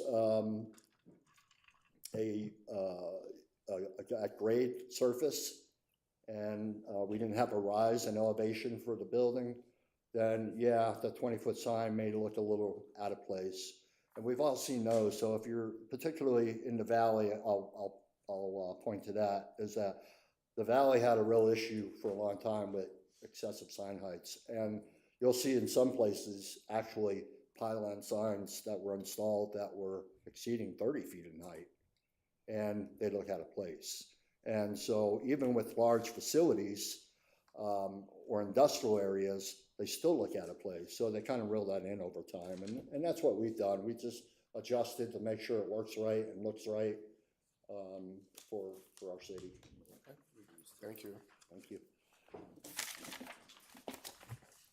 Do we have motion of approval? Is this a? It's coming back, right? Is this coming back or is this for approval? It's- Is they're this, not- move forward? They're not asking to waive the rules. I would waive the rule not to hold the project up. It was before the Planning and Zoning Board, and this is their recommendation. So we could waive the rule. Okay. Okay. Well, then, that said, Mr. Mayor, further comments or questions? I would motion to to approve the Planning and Zoning Commission recommendation, of the council approval case PS 25-01, request to allow a monument sign over 16 feet in height with the following conditions. One, place 3 additional fire department approved removable bollards on property at Lake Street Emergency Vehicle Ingress Egress to restrict vehicles from parking. Stripe the Blake Street curb red for fire lane at that location. And number 2, freestanding monument sign may not exceed 20 feet in height as approved as, and is approved as provided in Exhibit A. Second. We have a motion and a second for approval of item 5A. Is there any further discussion? All those in favor say aye. Aye. Any opposed, nay. Any abstaining? Motion passed. I'm sorry, I should mention to waive the rule. And we did waive the, I was just gonna, If I could modify that. modify that to waive the rule. All right, second. And the motion was to also add waiving of the rules. Okay. Yes. Aye, nay. Item 5B, presentation, discussion, and possible direction regarding fiscal year 25-26 general fund budget, including revenue projections, contingency fund, and capital improvement projects. Paul. Mr. Mayor, members of council, I have a couple of handouts coming forward to you. And I'll refer to them as we go through the presentation, but I'll give those to you in advance. Just so you have that. So, Shelley, if you wanna push it back. You have it? It should be one stapled and one. There you go. Because there's no way you'd be able to read that if I put it on the PowerPoint. Just to, this is something that I get, confused up in the jargon. So I wanted to lay out some of the, what we call budget talk, and the meaning. So you know what we mean when we talk about stuff, and if I use the wrong thing and the wrong term, we can get that caught early. Ongoing funds, funds that are yearly revenue sources, salaries, and so all tax collection, city sales tax, the number one. Every year we get city sales tax. One-time funds, once they are spent, they are gone. That is like the bridge money. These are grants. They have a single point in time that they're delivered and they're spent, and one-time funds are spent. Note that ongoing funds are for operational costs, so one-time funds are for purchases. I have a point, I'm repeating myself here. So then carry forward funds, unspent funds from prior year. So ongoing funds from last year, if they were not spent, they loop over into this bucket, but they become now one-time funds because we don't know, they didn't get expended. Now they go into the fund balance and we use those for one-time expenditures. But it's okay to use ongoing revenues for one-time expenses. It's bad practice to use one-time funds for ongoing expenses. If you were to hire a member of staff using one-time funds, well, what are you gonna do next year? Because that person will still be employed and working. So, and that contracts, electric bill, those things that you just have, are just those ongoing expenses. Fund balance, all unbudgeted funds left over from prior year, but now you have contingency funds, which are protected funds that are budgeted for a specific use in a contingency account.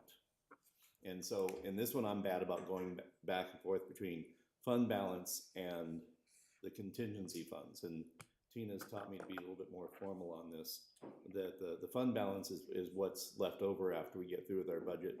But and most of that is put into specific contingency funds. And we're gonna talk a lot about council contingency reserve fund. So, note, contingency funds cannot must be moved by council to a spending account before they can be spent. When it says the word contingency in there, that means that that is not available for us just to go and pull from as we would other funds. These are designated for a purpose and just in case, and so they're requirements that we come back to council. Usually contingency funds are for bigger projects, and we need that anyway. Go ahead. So the old wording was it restricted, unrestricted, or is that what we're talking about? Restricted fund is contingency? So no, no? restricted and unrestricted, we have cemetery funds that are actually restricted, okay? And we went through this with the auditor. I can't, about 106, and they're being put into a spending fund for cemetery use. So they're restricted by their use, but they're not being put in contingency. Okay. Okay, so you have healthcare funds that are restricted, you have HERF that is restricted, half cent that is restricted, and the auditors have their list of restricted. So that is a different category of funds. It's a different, designation on them, and they could have one or both. Okay. Okay, so next slide. And just a little background for the council members who were not there. We started this year the council budget work group. We had initial kickoff meeting. We've had more since then, and this is right after the strategic action plan. And we had the directors in here talking about some of their challenges and what is it that they're going after. So I thought it would be good to kind of recap just very gently. I mean, it was a 2.5-hour meeting, but here are some of the takeaways that we got from the different departments. And those of you, I think it was the mayor, vice mayor, and Councilman Rios? Yes. Okay. So obviously, fire station and ladder truck, high priority. We've known that, but it was stressed at the strategic action plan, stressed by Chief Robinson, and stressed by the budget work group. Police, they have 5 F-150s. They have their 5 Explorers, the original ones we that we leased through Enterprise. Were timing out, and the leases were ending, and we need to replace those. Now they'll still be utilized, but not on like low mileage jobs. But they're time to, they need to be replaced, and it will help get rid of some of the other cars. We'll talk much more about that. But this is what the police chief, what Chief Walters came forward and said. These are critical things. I need to get 5 more vehicles. It's been a while, and 2 new sworn scout positions were like I say, that was important to help build the, building retention and building people works. And Dillis, you want to wait until we get there? Or go ahead. No, you're halfway down there. Go ahead. Okay. Good evening, Mayor. Good evening, Council. Let's go back to Gary. I just wanted to clarify, they're non-sworn. They're police aid positions. Okay. They're supporting the sworn, but they're not sworn. They're not going to the police academy or anything like that. And go ahead, talk about the vehicles.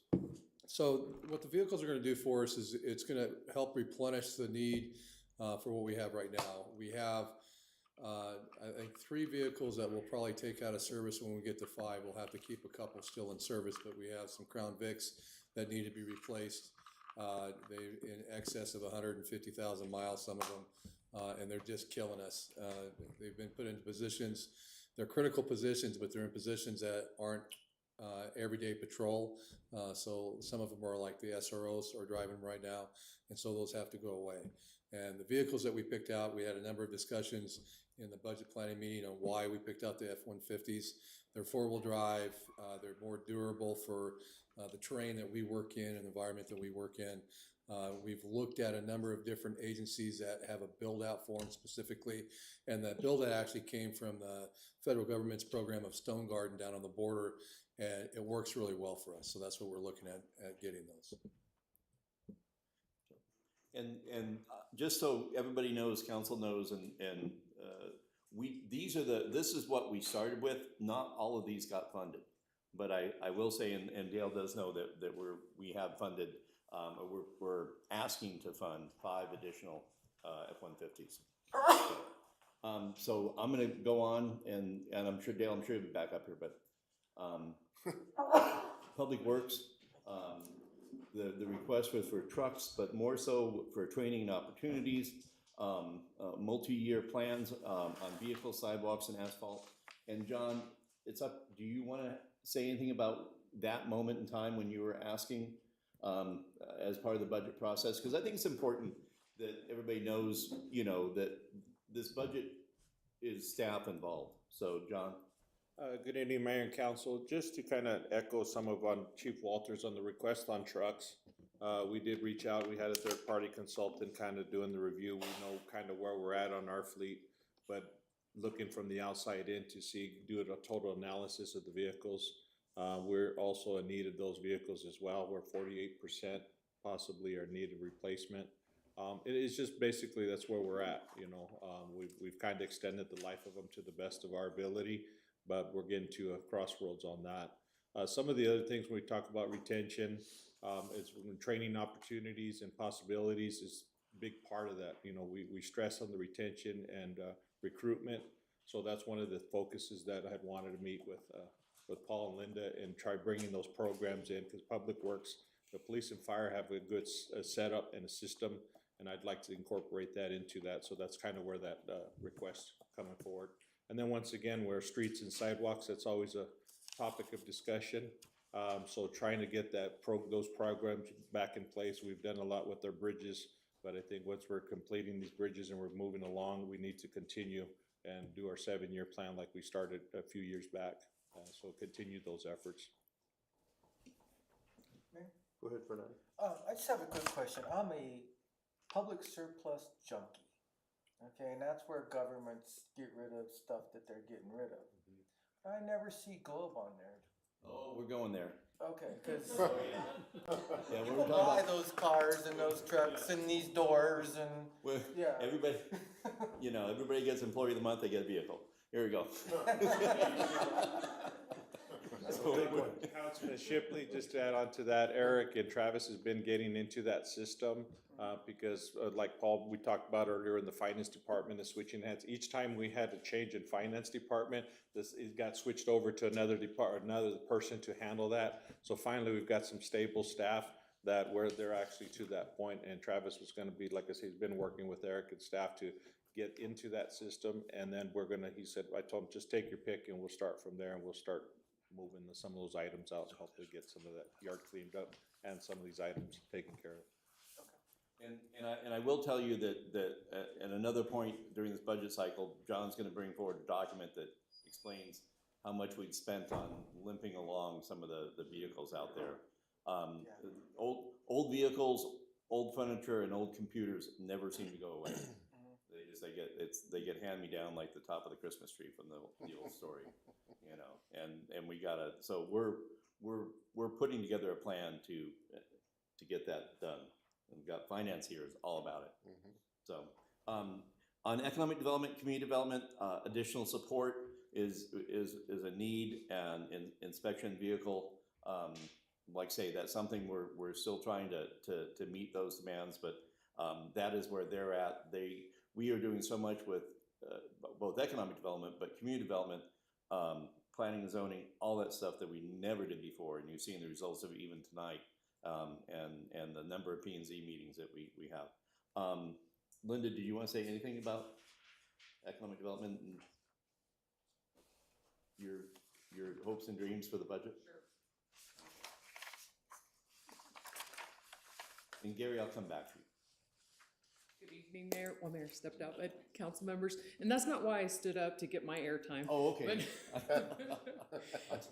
But what this is with me stepping into a new role, we're all wearing a lot of hats, and so having really one economic development devoted staff. We have our grants manager who's really driving that bus and works so closely with the finance team. But what economic development really needs is for our manager now to really step into the more the business retention and expansion services that we can offer existing businesses and new businesses coming in and working side by side with community development. But it's the marketing side. As I had mentioned before in a previous meeting, is that all the content that we create for our marketing, for our communications, for our public relations, we buy ad space, but we produce all of the content. And so that has been, well, I used to assist, and now it's really Melissa doing that. And for the past year, previously through grant funding from AOT, we had one of our staff from BESH who was stepping into that role. So that particular position is 30 hours and they get benefits. So we were able to bring that person in for 10 hours every 2 weeks, so basically it became a full-time position. And we were able to just produce so much more, meet all of our deadlines. We have a new app, we have a new website, we have the Bandwango app that drives traffic to businesses. So that's really where our need is in the department, is having that additional staffer that's driving the marketing, communications, content creation. So thank you. So these are, again, goals that we tried to build into the budget right from the get-go, knowing and council had goals too. And so we're trying, like I say, we're putting together a document that addresses as many needs as possible from the resources available. Administration, succession planning, that's something that we're, like I say, we need to make sure that's front and center, because you just never know. Life happens, and we want to make sure that we have the coverage and the cross-training and the moving people forward, so that next person up can step up if somebody hits the lottery or something. And then the RBO initiative, and that is going to be our efforts to add another layer to the employee survey, take the employee survey information, run with that, and try to make sure we work for our initiative to answer questions and RBO. What did it stand for? Relationship by objectives. Okay. Gary, you want to talk about that? Yeah. Since you can squeeze in the fire. This is something that came out of police and fire. We had the employee survey, we got a lot of information, have concerns, and this is kind of a methodology to work with each people. It's not big on the budget numbers, but and just real quick. Okay. Mayor and council, in frankness, Derek, Chief Walters is much more versed in this, but what this is coming out of, what the program is coming out of is it was tied back into labor government relationships and how to build those relationships, how to improve the employee-employer relationship in terms of what things can you look at to help improve the work-life balance, to help improve things that occur within the work environment. And if I butcher this, Dale, please correct me. Looks like So- he's enjoying it. Right. So what this process does is it puts, you create work groups that will then sit down and look for things outside of certain criteria, such as salary in that, but how can we improve what we're doing as a city? And those groups will then make recommendations to the overall committee that then can go to the city and seek different solutions to help improve that working relationship, between the city's employees and between the city itself, to not only not only improve productivity, but also to help with retention and build that. So rather than just taking and looking at survey results, you're putting a group together to then look at solutions. How can we improve this within a given set of ideals or a given set of parameters that exclude certain things that would be And the more good the thing realm is of them. we're not just doing it for each individual department, but this is all departments, because we're one city. We have 9 divisions but they need to understand the others and how, you know, we're different. We're 9 divisions, 4 major departments, and there's, you know, no one's totally clear how the other departments work. I think at the point of addressing the common issues, they'll find commonality between the different departments, and everybody faces the same challenges, a little bit different, but again, we have high hopes that this is gonna help build that. So that's something that I just wanted to add in, because those are the things that I worry about when representing administration and answering council's desire to both do better in the survey and our goal to do succession planning and just have better work-life balance. So I'll leave it at that, because this is a budget conversation. We can talk about this more at another time. But then and then rebuilding the finance department, which we're doing so well at. That's another one that when you talk about what are the challenges, it's getting this going.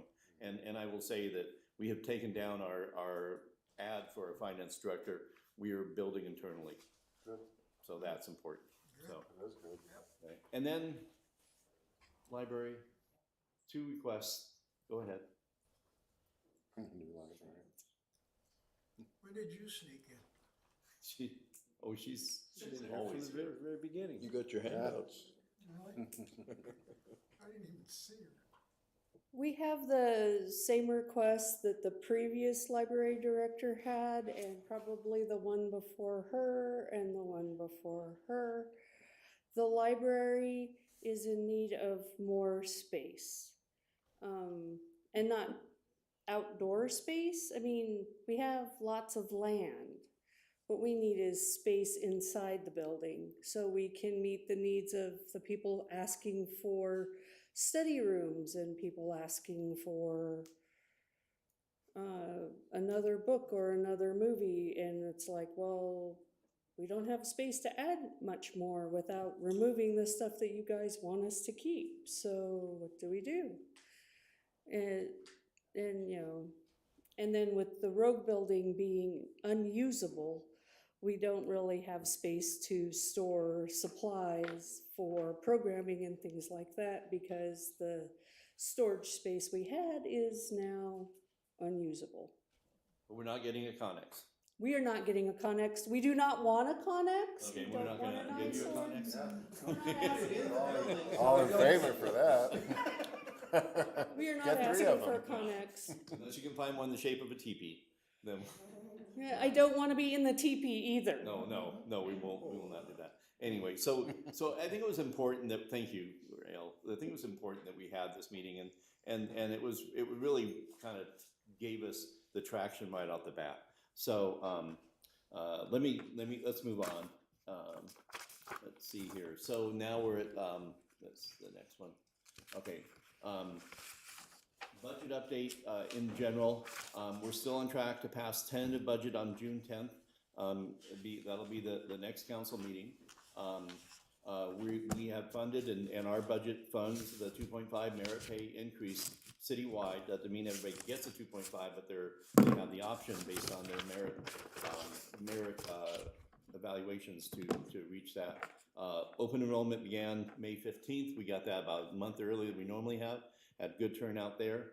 All departments have participated in multiple meetings. Belts have been tightened.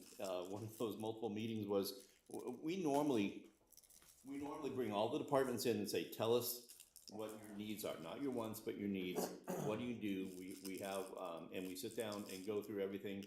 And we came out high. Okay, we came out with on the operation, and remember, this is general fund only. It is not water, wastewater, it's not enterprise funds. That'll be another presentation. But we came high about 524. I think we did. But in going through and just going through voluntary, what I call voluntary cuts, and I've done, during COVID, we had mandatory cuts a couple times. We didn't have to implement them, but we have done some mandatory cuts. We were able to tighten our belts in the operation budgets by about $343,000. In some things, it's easy to just take things down a percentage, but you can't take a fireman down a percentage. You can't take a police car down a percent, or a policeman down a percentage. So so in police and fire, everybody's asked to cut 2.76%, and most departments did that. But we also had some other solutions to help mitigate that budget shortfall. In this budget, we're bringing forward new general fund positions, and they're limited. We have lots of ideas and things we know we could use to help. This city, our people do so much to cover so many hats. When people call up and say, "What do you do for the city?" It's a list.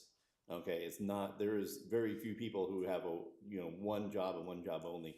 Everybody wears many hats, but and at some point we'll be able to diversify and break this up. But we're limited to the two PD non-sworn, help with recruitment and help that transition them into sworn. One economic development position, which is going to help with the social media and the marketing and the items that Linda had described. And then a 0.5 admin position, and this is with in the clerk's office. We do not have a deputy clerk. I don't think that we're going down that path again, but a high level administrative person or executive. Well, I'm not sure what the title will be, but somebody to support the clerk in doing those tasks that need to be done. There's a lot that the clerk does in supporting me and supporting council and supporting other departments. And we, like I say, I think this time we're going to start with a quality person that can do those things that are the meat and potatoes of, not the meat and potatoes, but those things like minutes. I mean, let's just call it what it is. The minutes take time and they take energy and they need to happen, so we need to get that person in there. We don't need a full person.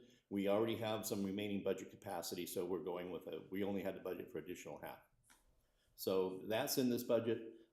Continuing efforts to convert contractors to staff with the transition of the victim's advocate from the police department from a contractor to a position, and the prosecutor, which was going to be a contractor and was for a little while, and made that person on staff, and we're also looking at zoning administrator too, to get that person, because that person is busy, and get that person onto staff and away from the contractor.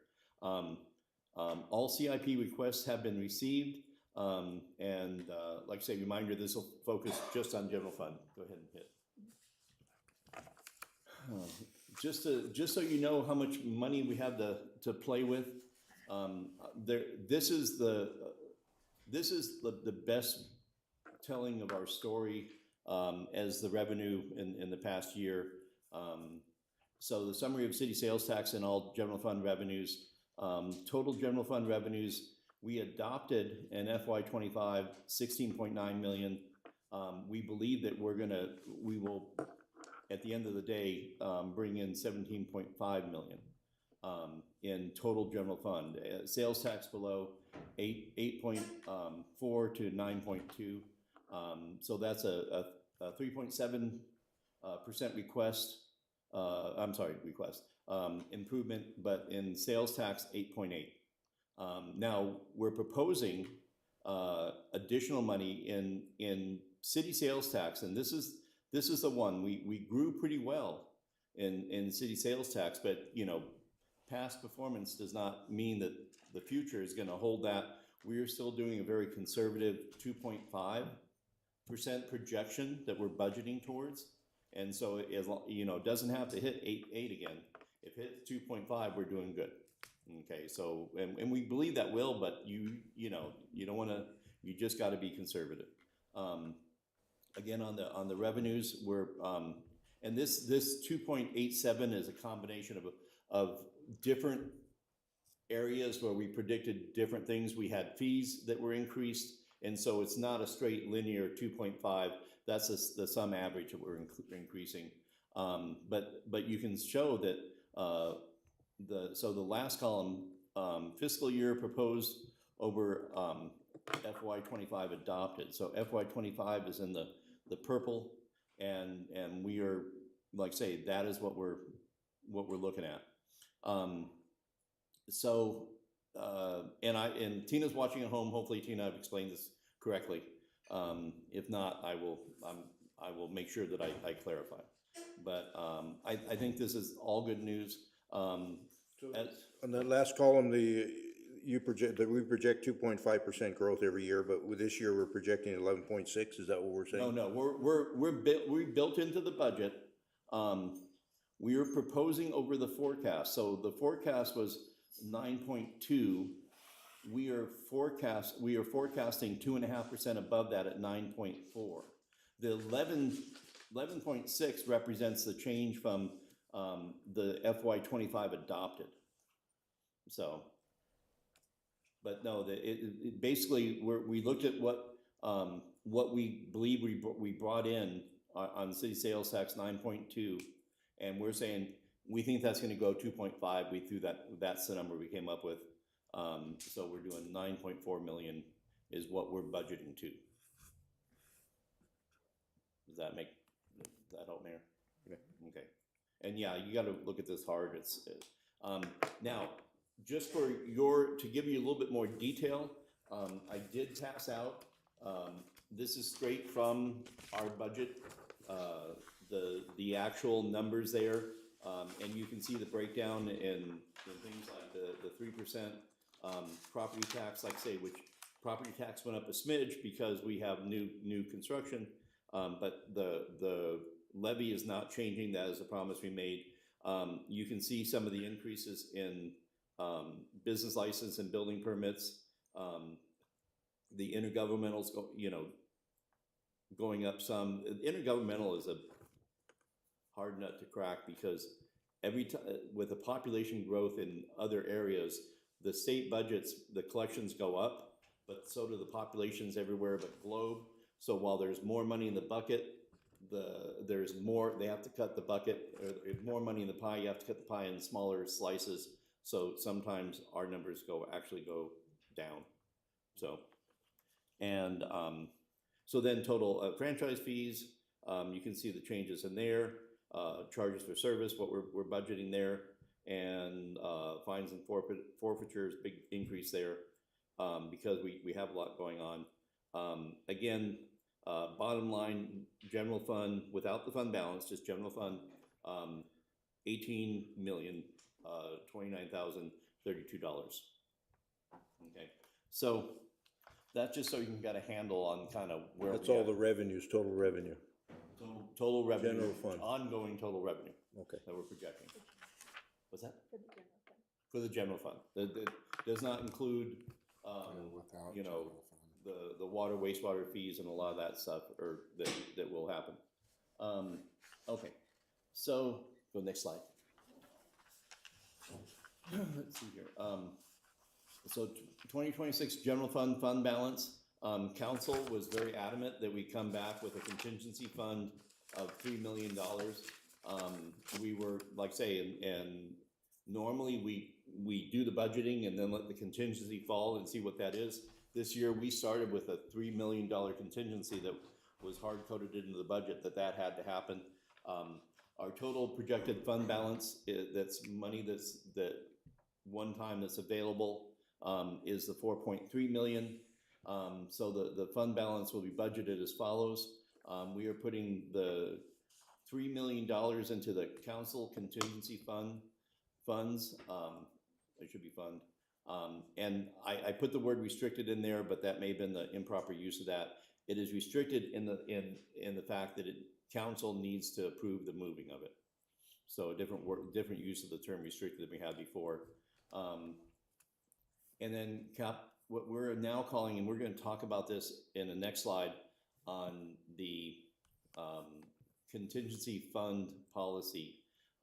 Capital contingency fund, about $150,000. That's not in any one department, it's available to all departments, but it needs council approval, okay? We have about 340,000 in carry forward projects not completed in FY '25. So that money was not spent, and so that is brought over to be continued and keep going. One of the main things in there was, well, Besh was one, Michelson Building was one. And then we have another 148 other dedicated carry forward payments that we need to bring across from the last year's budget.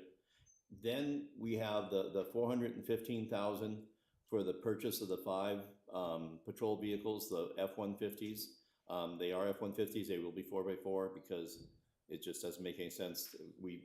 We're hard on our trucks and you need them in the weather.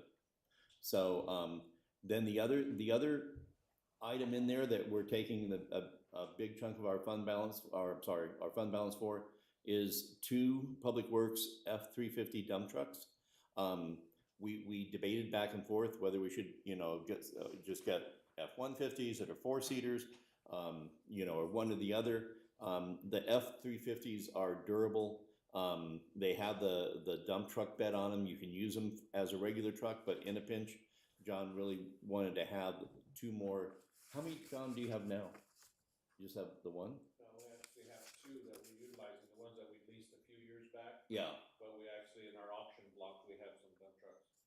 Yeah. So, but this is the most effective. We are covering the full cost of 1.5. The remaining half cost, so 1 will be dedicated with for roads and streets, 100% use of that. 1 will be go back and forth between water and wastewater. So we're doing 50% general fund, then 25% water, 25% sewer. And so we're splitting that up. And that's why the full cost is 180, but we're doing 135 is what we pulled out of the budget. So now the remaining $111,000 are, when I don't know if I just had this conversation, but when you lease vehicles, it's a one-time purchase spread over 5 years. We've had to carry that in our operation because it's an ongoing expense. Even though it's times out, it's an ongoing expense. With the fact that we can pretty much pay down, these leases are so close to the end. The Pat Walker and Tina Allen, our team, felt comfortable in moving the remaining lease payments out of the operational fund and into this one-time category because we're committed to not renewing them because we know they're going out the door. We know that if we buy any more vehicles in the way of police, fire, or public works, we're going to be paying cash on the barrelhead. Now, fires, the specialty vehicles, ladders, Type 3, those are in a special category all to themselves.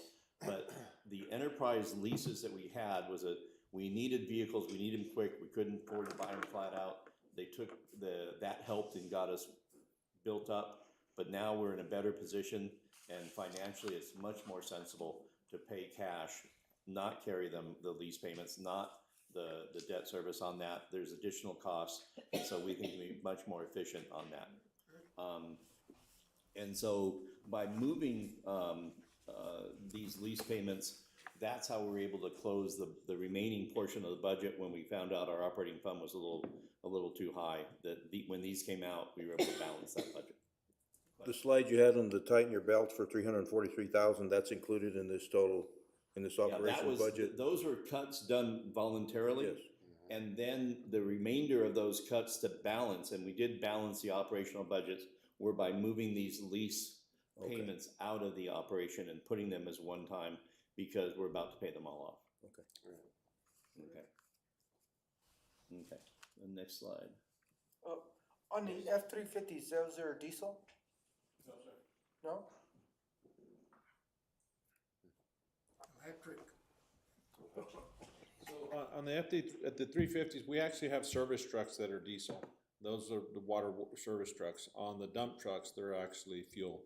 A lot of times too, we found in the long term, we know diesel a lot of times can run longer, but the problem is we have on the availability, most of the, actually when you're purchasing these things, most of them are actually gravitating towards the unleaded fuel. So that's kind of why we kind of gravitate. The two that we have existing, those are unleaded fuel. We haven't had any issues with those to this point. And like I said, those were on a 5-year program, lease program. Those have been paid off for the last, I think, at least 4 years. And those, we've been successful with those models. And actually, speaking with the dealership, those are actually higher demand. So that's kind of why we're looking at that route. Are they V8 or V10? They're V8. 8? Yeah. Okay. Okay, thank you.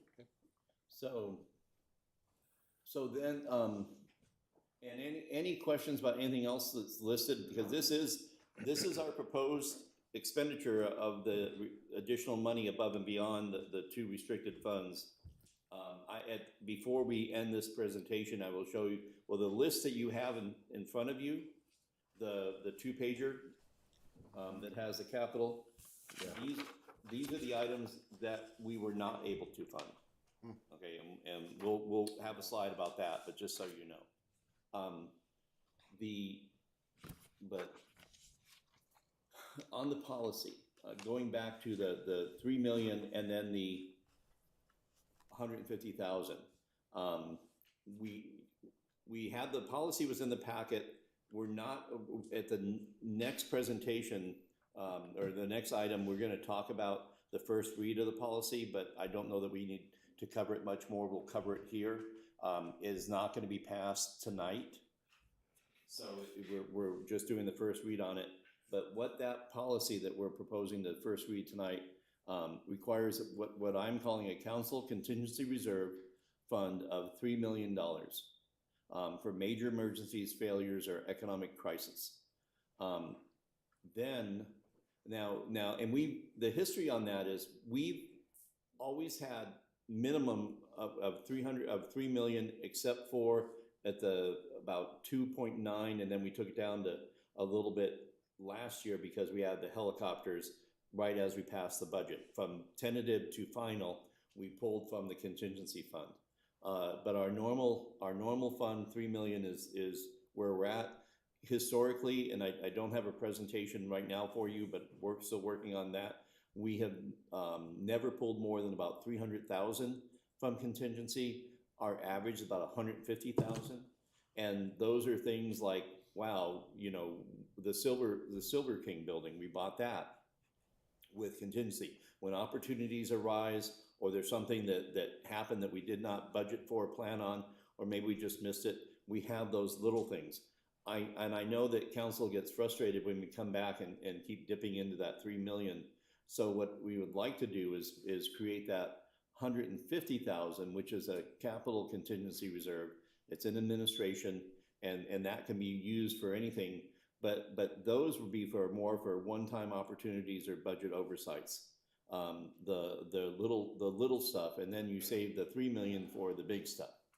Okay, that's how we see. So by budgeting that extra, 150,000, our contingency in essence is 3,150,000.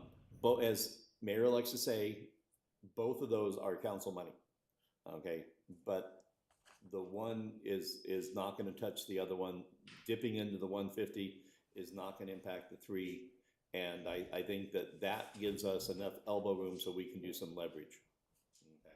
Okay. Go ahead, Fernando. So if we adopt this policy, yes, there in the 3 million, there is no opportunity for an opportunity. No, council can. Right, but it says emergency, major, well, this is failures, or economic crises. So what if there's just a great opportunity? Well, and I think in I can only fit so many words on here. I think that in the actual policy, we'll have to look at it when we get there. It does have an opportunity clause. Okay. Yeah, because there might be something. Yeah, no, there might. I mean, if we bought Hill Street School 10 years ago, when I know that we didn't, I don't think there's a shortfall. What was that? Oh, I don't go into it. Anyway, but I'm thinking that that would have been something. It had the best outcome. So, if we could land put some money into something and land a Home Depot, like, whoa, that would be good. That's where you want to try to, that would be an opportunity thing. And no, we're not getting Home Depot. I just pulled that one as a made up. I shouldn't have said that. But truly. Linda's getting text now. Home Depot. So, restrictions on both funds require council approval to be transferred for spending. Okay, they are contingency funds and they need to be moved. We do that as part of the agenda. You know, we need, you know, $50 for something. We would need to move that. Provide council with balance and transfer history for approval. And we've been doing that already when we go to contingency fund. What was the last thing we did contingency? I can't remember. There was something, but Helicopter. Was that? The BESH item. The BESH, we needed, I think, 27,000 for BESH, and so we showed you what we had pulled. Okay. All unspent funds fall back in the following year's fund balance, and this is the important one. If the council contingency reserve falls below the 3 million mark and is not replenished by the carry forward funds, so you know the fact that we had 1.3 million in additional contingency funds over and above the contingency from last time, or fund balance. I mean, there's money that we budget and doesn't get spent and it falls back in. But if something happened and we had to spend 600,000 out of contingency and we didn't have the carry forward the next budget year, we would direct 300,000 of ongoing revenue that's from the sales tax or from the revenues we collect, and pump that into the fund, the contingency fund, each year until we get that back up to the 3 million. Now, you don't want to totally refill it. What if it's, you know, 600,000, $1 million? That would rip our operational budget and would cause unbelievable damage. But we do commit, I think 300,000 is what we can take and put in there. So that's what that policy looks for. When we do finally talk about this, Dennis is here now. If you have questions when we get to the fund policy or the contingency policy, Pat will be here when we go to do the final passage, so we can have some deeper conversations. But I wanted to explain that this budget is built in alliance with this policy proposal. So just so you know. Next slide. Okay. Fire station funding. This one is one of the biggest challenges. It's been, we have a 100-year-old fire station. We chased federal money from a pot that did not exist, it turns out, for 2 years, being told that you just do this and just do that, it'll be there. Many other people found the same experience. As Councilman Gonzalez says, it's time that we take charge and find our way to fund this and be self-sufficient. We intend to go out to fund the fire station through either bonding or private direct lending of some sort. We've already had meetings with a bonding council on what that takes. The bond council said that we need to demonstrate our ability to set aside as much as 1.2 million for payback every year. What's that? Annually. Annually, every year. Yep. So that is important. So this is like we're setting ourselves up for a loan application, and we have to demonstrate that we can be trusted, that we are a good investment. We are budgeted. Just a second. This includes the ladder truck. No. We'll get to the ladder truck. We have not. Like I say, we have a plan for the ladder truck. It's not as finite, but we still have a plan. We have budgeted 300,000 for a station from the general fund. Besides having the tighten our belts for that 300,000, offset the leases to get another 200,000. That was it also included general funds, not one-time funds, but operational ongoing revenue, because this needs to be, if we're going to fund this station, we need to fund it with ongoing revenue every year. This is from our tax dollars. So we put $300,000 in there. The PSPRS fund, unfunded liability, is now at 73% funded. And in talking to Dennis, we talked about the fact that we had said that we were going to keep our 0.3% for PSPRS in place until we hit 80%. Okay, so we are collecting 0.3% for PSPRS. That has done its job. It is getting close to that point where it has reached its goal. And so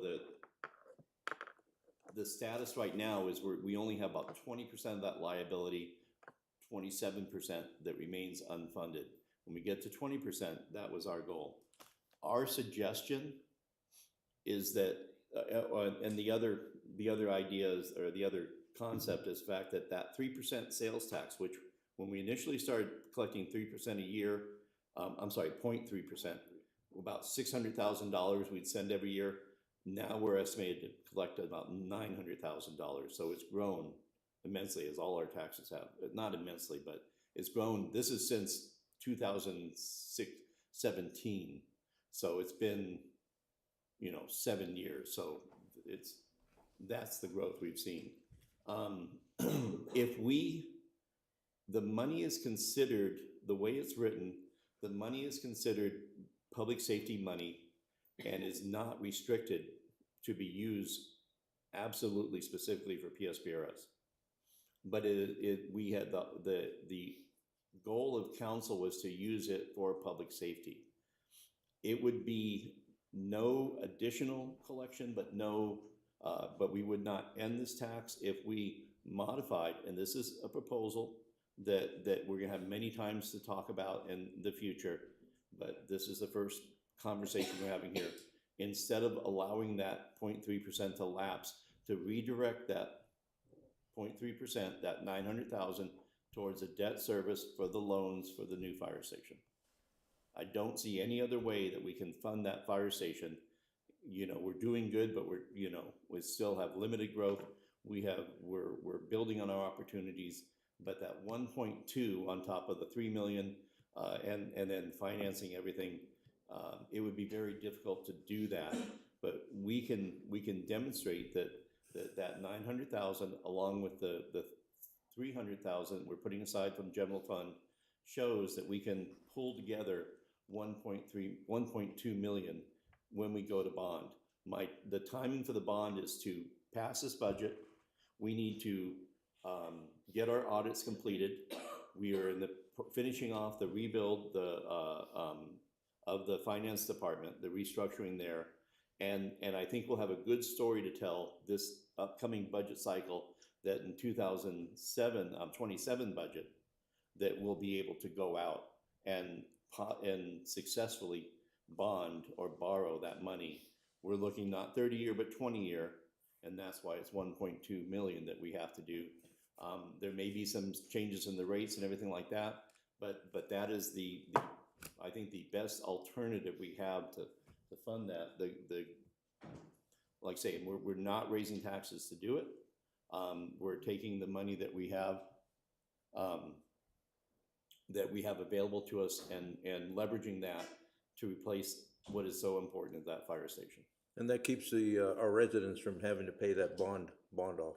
Right. This is coming out of general fund sales tax, so it does not have to go to a vote of the people. When you go to the vote of the people, if you're doing property tax, and this goes back to our whole argument that 73% of the people who pay sales tax in Globe are the visitors and travelers. So by keeping it a sales tax, that 0.3%, this is everybody who utilizes Globe's economy. Everybody utilizes our public safety, our economic development, our water and sewer. They are supporting the city. And so that would be what we're setting the stage for. Not asking council to make a decision tonight about whether we're gonna do this.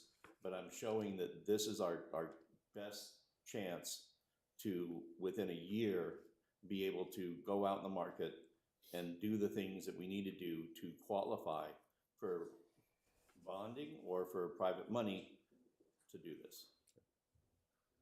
Ready?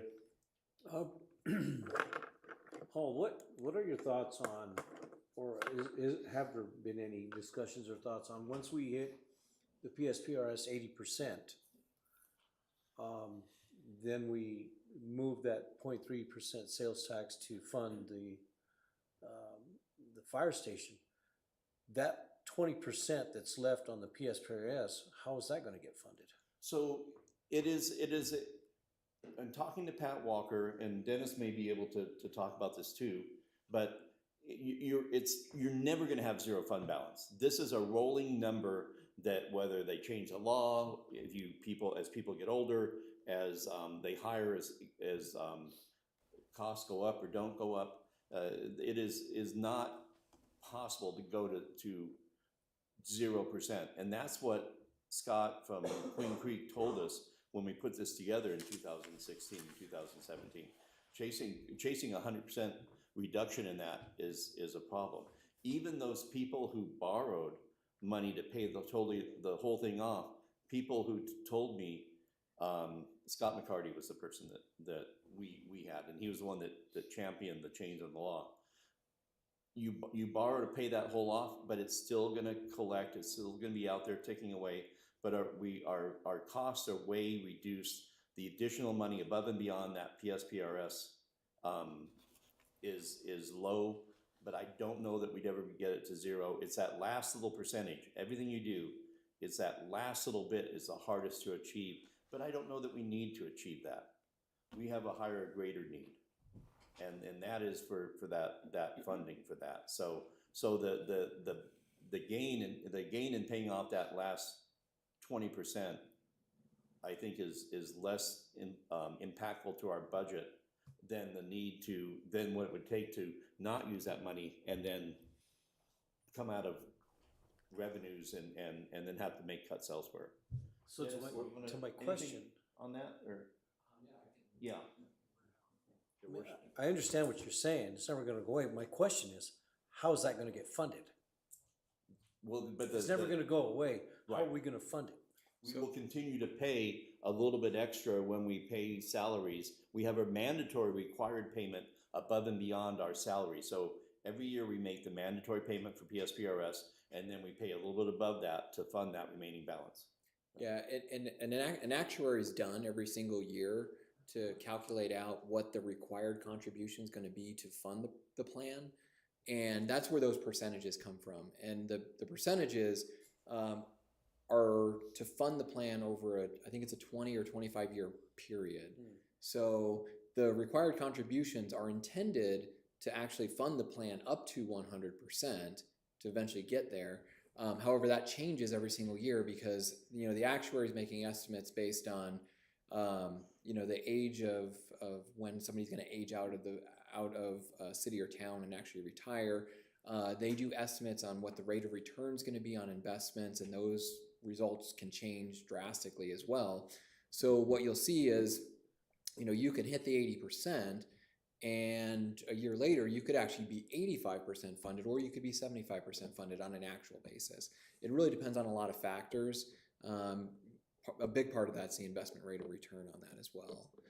But to go back to your question, as far as the plan would be to if you chose to go with what's being proposed, would be to actually modify the ordinance so that you're redirecting that 0.3% really to the fire station, and then over the next year or two, with extra payments until we need that money for the fire station, you would make additional payments to get to the 80% funded, which would be a good place to be for the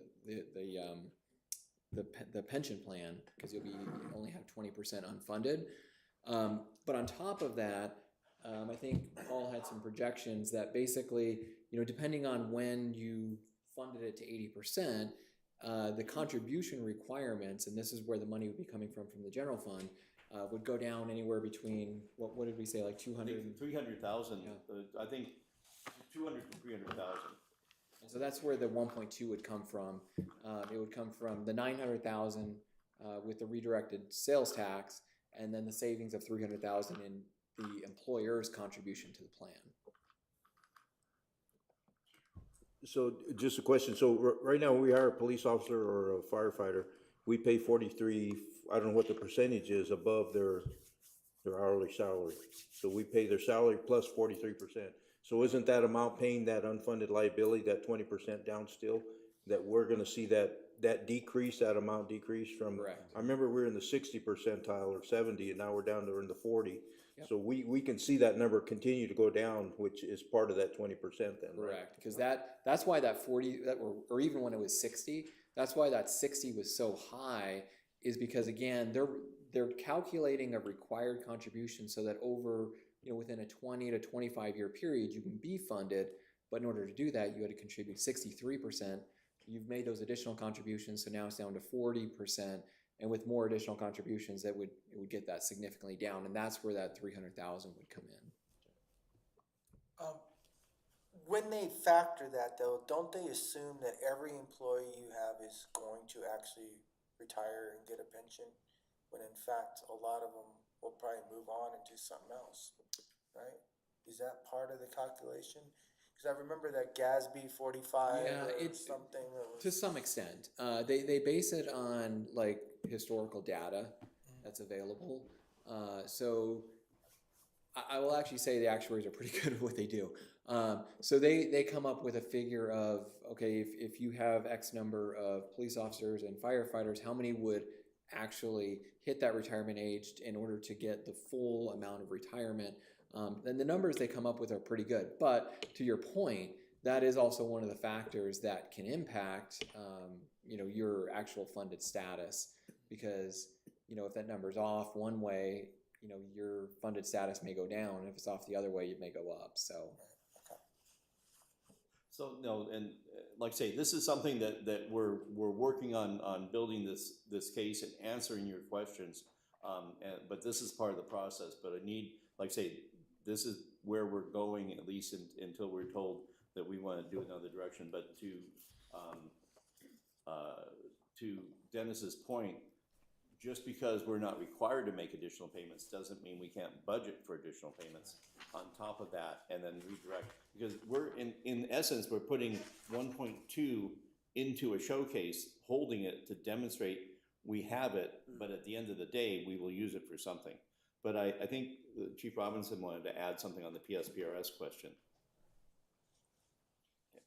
Mayor, council members, one of the things, and maybe Mayor Gameros, you can help my memory a little bit, but I know when they started having a lot of these discussions about the unfunded liabilities, they brought in the prospect or the idea of refinancing some of that debt. So one of the things that was considered in that is what is considered a healthy funding level for a retirement plan. And if I'm not mistaken, one of those criteria was at 80%. And I think that's why that was considered as part of that ordinance, is because when you're looking at a healthy retirement plan, 80% and above is considered a healthy funded plan.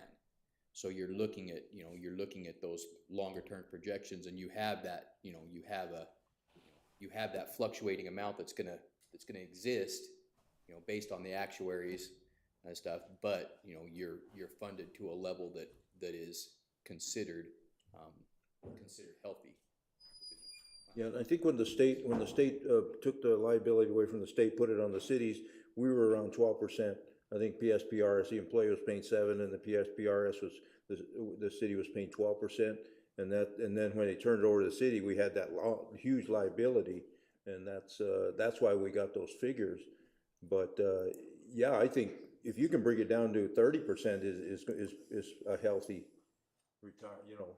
Where we're at is pretty decent, but I think even state retirement, we're paying a percentage of state retirement for employees too. So what is that? That's in the 20s, I think, 25%. So for Arizona State retirement, it's 12%. So it's 12%. Okay. Yeah. So yeah, if we can bring that number down by paying that extra, that's what that extra 20%.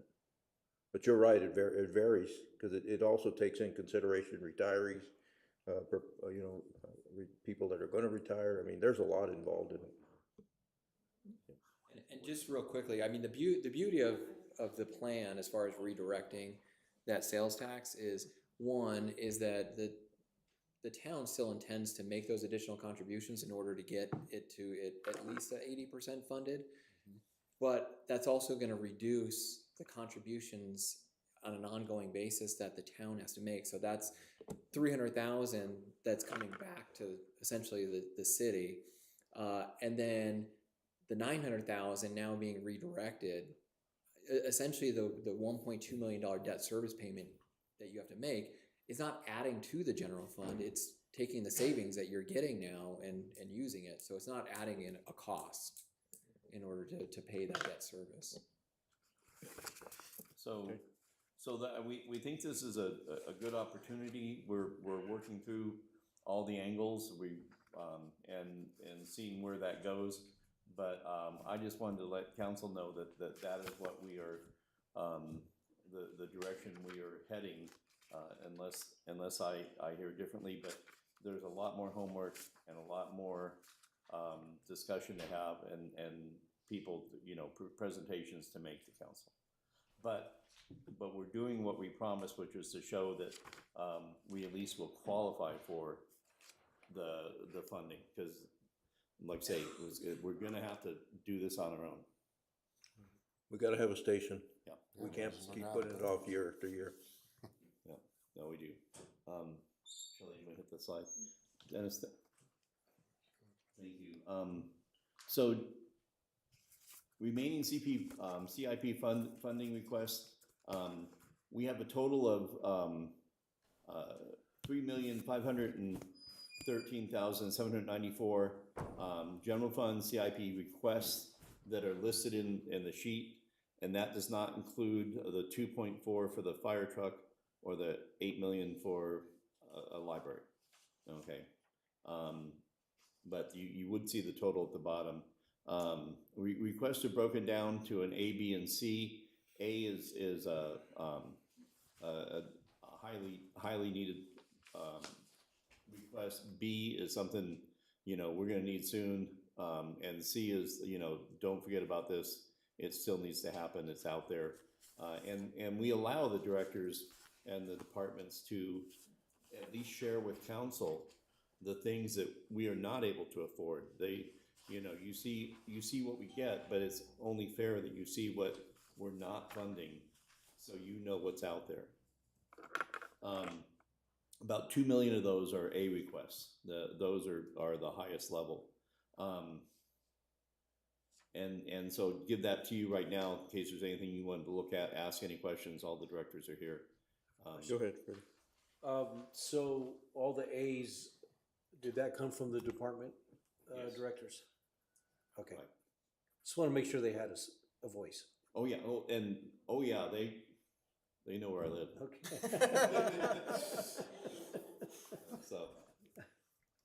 So they do have a voice, but they're good about it. They understand, we communicate, they understand the challenges. They're here tonight, they're here at these meetings. They understand that we have limitations and we have to make, and council has to make priorities and adjustments. Unless there's any questions or anything you saw that you wanted to ask about on there. And there's one on there that is funded, and I couldn't remember. Somebody told me, Mayor, you told me at the meeting, and I meant to take it off. I couldn't remember what it was. So there is one of those that I can't remember. But I think, it's one of the projects we actually had achieved it. I don't remember which one. I couldn't find my notes. And remember, this is only general fund. This is not enterprise. That's what it is. Huh? Was it the Silver King? No, can't remember which one it was. Maybe I took it off. I'm not sure. You might have taken it off. I don't see it. It would have.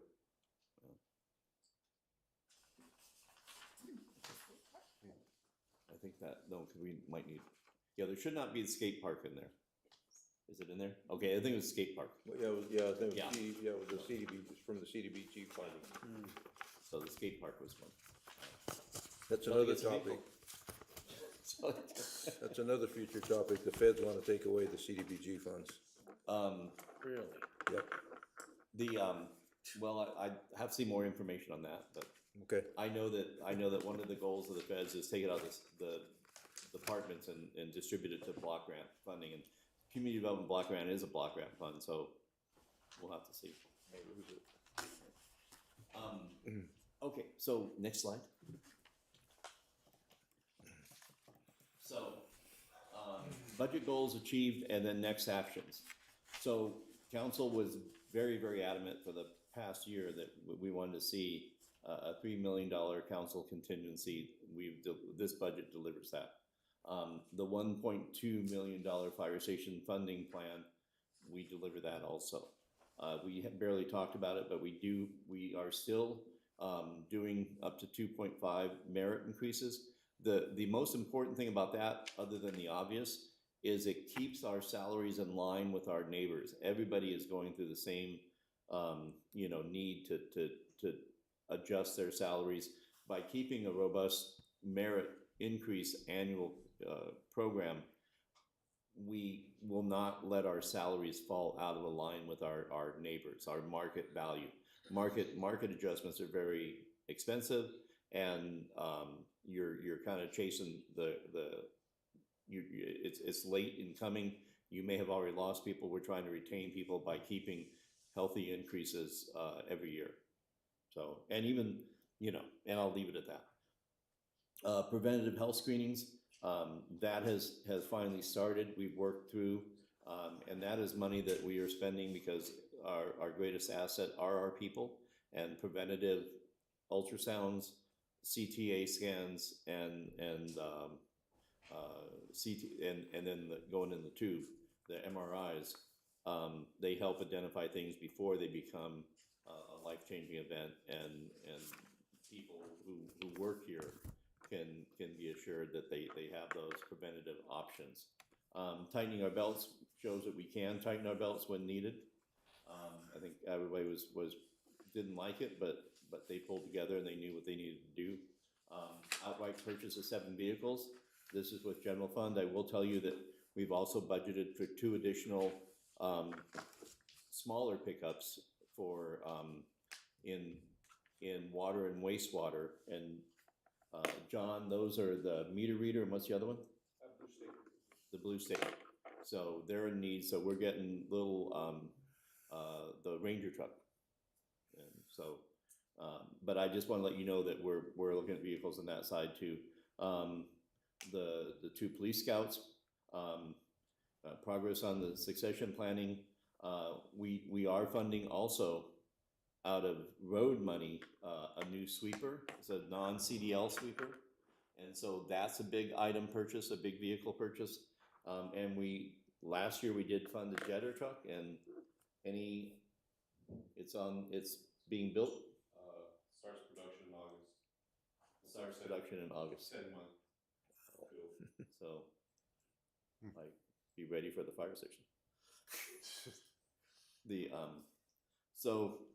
I'll tell you, we're in line.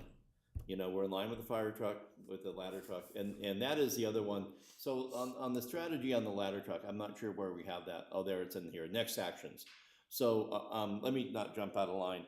Multi-year funding plans as part of the budget adoption. We do need another step that we need to take is get into a 5-year funding cycle and think forward and lay out our budgets in that respect. We've struggled to do that. We do have some presentations in the works that we're going to do and share those with council before we pass the final budget. We're doing tentative on June 10th, final on July 8th, and either at that or before that, we will have presentations from staff on some of these key funding requirements: vehicles, asphalt, sidewalk, and vehicles of all departments. The ladder truck funding plan, we put $25,000 on a $2.4 million truck. That gets us a spot in the line as it goes through. It's about 18 months to keep it going. We have that much time to find the funding. Mayor has been on a tear talking to a lot of different people. We think we have private partners. We have federal requests in. We have a variety of options that we're doing. I don't want to go into too much detail because we're nurturing those as we go forward. At the end of the day, if we don't have contributions, and this is the same thing we did with the pool. We went forward with the pool without a fully funded plan. And we're get on the train, get on with us. We're moving forward. We're going to bring a ladder here, help us. And it's something that Linda particularly is good at helping to tell that story to the people that can help us support this. It's a need of the region. Council knows that, and so we're going to reach out to the region. Completion of our FY24 audit, that is next. We will bring back the 23 audit just for a final vote at the next meeting, but the 24 can now begin because you build the 24 on the outcome of the 23. We have an aggressive federal agenda, and we're still seeking. I won't go through the details. Connie would happily do it, but I know that we were short on time. Is there a ladder truck in that list? Yes. Is there a fire station in that list? Yes. Okay. But yeah, the design, I think 3.2. Okay. So with a water loan application, we will be coming forward. We're looking at a water loan because of some match needs that we have. The pool is open, and that is exciting, and traffic on the bridge is flowing. So those are our next actions and our goals and questions. There's no action. This is just a But presentation. now, if there's any direction, anything that you want me to alter or change from this, anything that we need to give the group the feedback on, finance is here, Tina's watching, and Dennis is here, Pat is in transit. I think it's an excellent proposal. Well, we're trying to, the budget is a roadmap, but it's a roadmap to solving problems, and we're hitting as many problems as we can hit, so. I'm sure we're happy with the $3 million contingency fund. Oh, yeah. Huh, Freddie? For now. So there is and we will have the conversation about what is a sweet point for a contingency. And I'd like to save that when we get to the final adoption. But Mayor, if you want to go on, and we still have a guest here, Larry Williams from Waste Connections. Oh, wow, okay. Item C is discussion consideration to approve resolution number 1905, adopting the council general fund contingency reserve policy 2025. Shelley, can you read resolution 1905, please?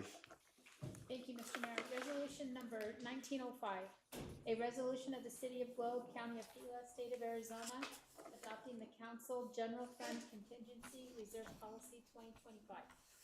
So, Mr. Mayor, members of council, we've kind of talked about this already. The only discussion that is there anything else that, other than maybe clarifying, I will tell you that having Dennis and Pat look at it, there's some changes in the language, so it's clear what my goals of this policy and how it's written. They pointed out a couple things that are in conflict, and so you will get a new draft. Since we weren't passing it tonight, there's some verbiage in there we're changing. I won't point it out, but the concept, the goal is what we're talking about: 3 million and the 150 for low hanging fruit. And does the policy say? Okay, trying to think well, that's a different. Let me find the. So this policy isn't the policy we're going to adopt tonight? It's got some verbal changes in there. I can, I just pulled it up. It's a new business, it's not a, we're Right. not voting on So, tonight. But I will make sure. So we're going to move it to the next meeting? Okay, so it does say in there, I-4, unseen opportunities that allow the city to leverage reserves for long-term benefits. So that would be in addition to, so the 4 reasons given: significant economic downturns, which, you know, again, the government, during pandemic, they threw money at us because they knew that. Consequences of outside agency actions, that would be the state taking our food tax or something like that. Emergencies such as natural disasters or catastrophic events caused by human activity, that would be the pandemic there. And again, there will be stepping in. And then unforeseen opportunities that allow the city to leverage reserves for long-term benefit. So those would be the types of categories for that. So unless there's any additional questions about that. Any questions? I have none. Okay. Okay, so we need a vote to move that forward? Or you Yeah, just just you vote to bring it forward at the June 10th meeting. I'll make that motion. Second. Motion second to bring forward item 5C to the next meeting. 5C, isn't it? Yes. 5C, yeah. All those in favor say aye. Aye. Any opposed, nay? Motion passed. Item D is discussion and consideration of contract CA 2025017 with Waste Connections of Arizona for the continuation of solid waste collection services for a period of 10 years in the amount not to exceed $852,017 to be funded through account 106151235 sanitation contract, and we request to waive section 2-4-10A prior discussion room. So, Mr. Mayor, members of council, we have been with RAD since 2010, and now they are Waste Connections. And Larry, when I call Larry up, he's going to kind of give you a little history on the name change. But they have been great to us in providing this service. The distances, the steep grades, the narrow roads make serving Globe difficult. Other companies, other organizations that look at serving us don't do well. They don't like the difficulty, the drive, the narrowness. And then we're small, you know, we're not a large community, so there's not, the economy of scale is not there. Waste Connections has delivered reliable professional service to the city of Globe over multiple contracts. They are a leader. They are neck and neck with Waste Management, except they don't have a golf course thing. But they haven't. Okay. But they're doing well. And today we're asking council to enter into a new contract with Waste Connections for a 10-year period. And the past ones were 5 with additional. I think that 8 was a maximum. We talked. Larry and I have been negotiating this with Jody sitting in on this. And 10 years is a sweet spot, and I'll explain. Hit the next slide. So the majority of the agreement is based on the previous agreement that we have. The service, the requirements, they have the cameras that we can go, the connection that Jody has to talk to the people, Waste Connections, to get the people back and forth and miss pickups or outages or whatever. The communication has really been solid for the past 5 years, I'd say. The terms on this, what is new is it's 7 years with one additional 3-year option that puts it at a 10-year contract, which is really important. With this contract, they are buying, and Larry can talk about the advantages, 2 new trash vehicles dedicated to the city of Globe. Okay, so we get brand new. They just got them in, and I told he made him promise not to give them away to somebody else, and I think he has them stashed. So that is important. But the other thing is if we back out of the contract, if we say, hey, you know, we're going to do something else with this, I can't imagine what that would be. Some future council comes in and says, you know, we're going back to where the city does it, or we got another contractor, we want to go out to bid. We would pay out the remaining capital costs of investing in those 2 trucks. We wanted to have a 10-year contract so Larry could go to his bosses and say, hey, we're buying these trucks. The capital depreciation is 10 years on this. And so I have a 10-year contract that says we're going to use these 2 trucks in Globe. You should run up here because I'm going to ask you a question real quick.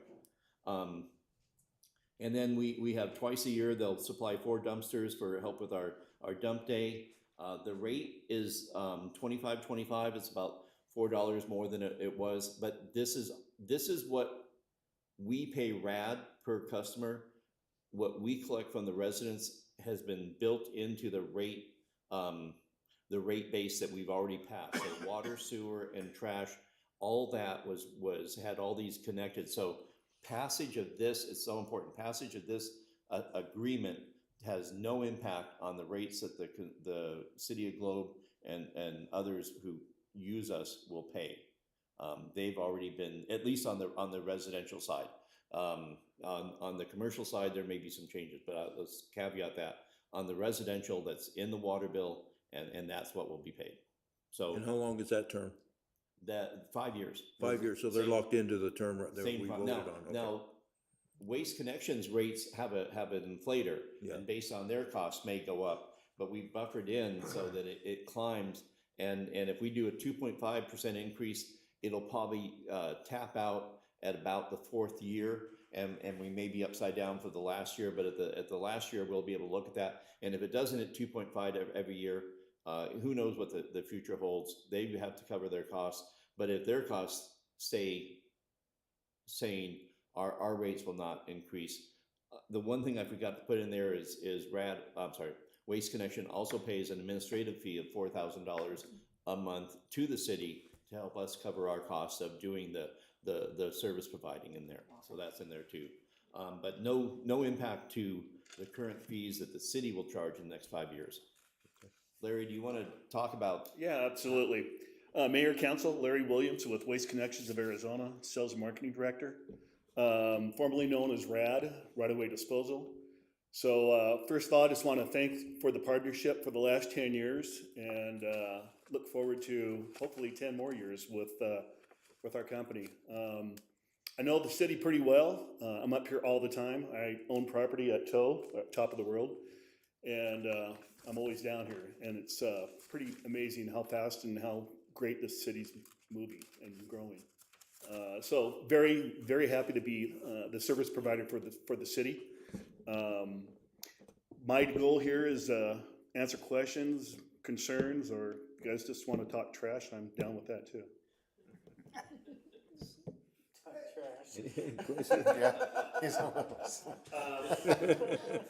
Paul, great outline on the trucks.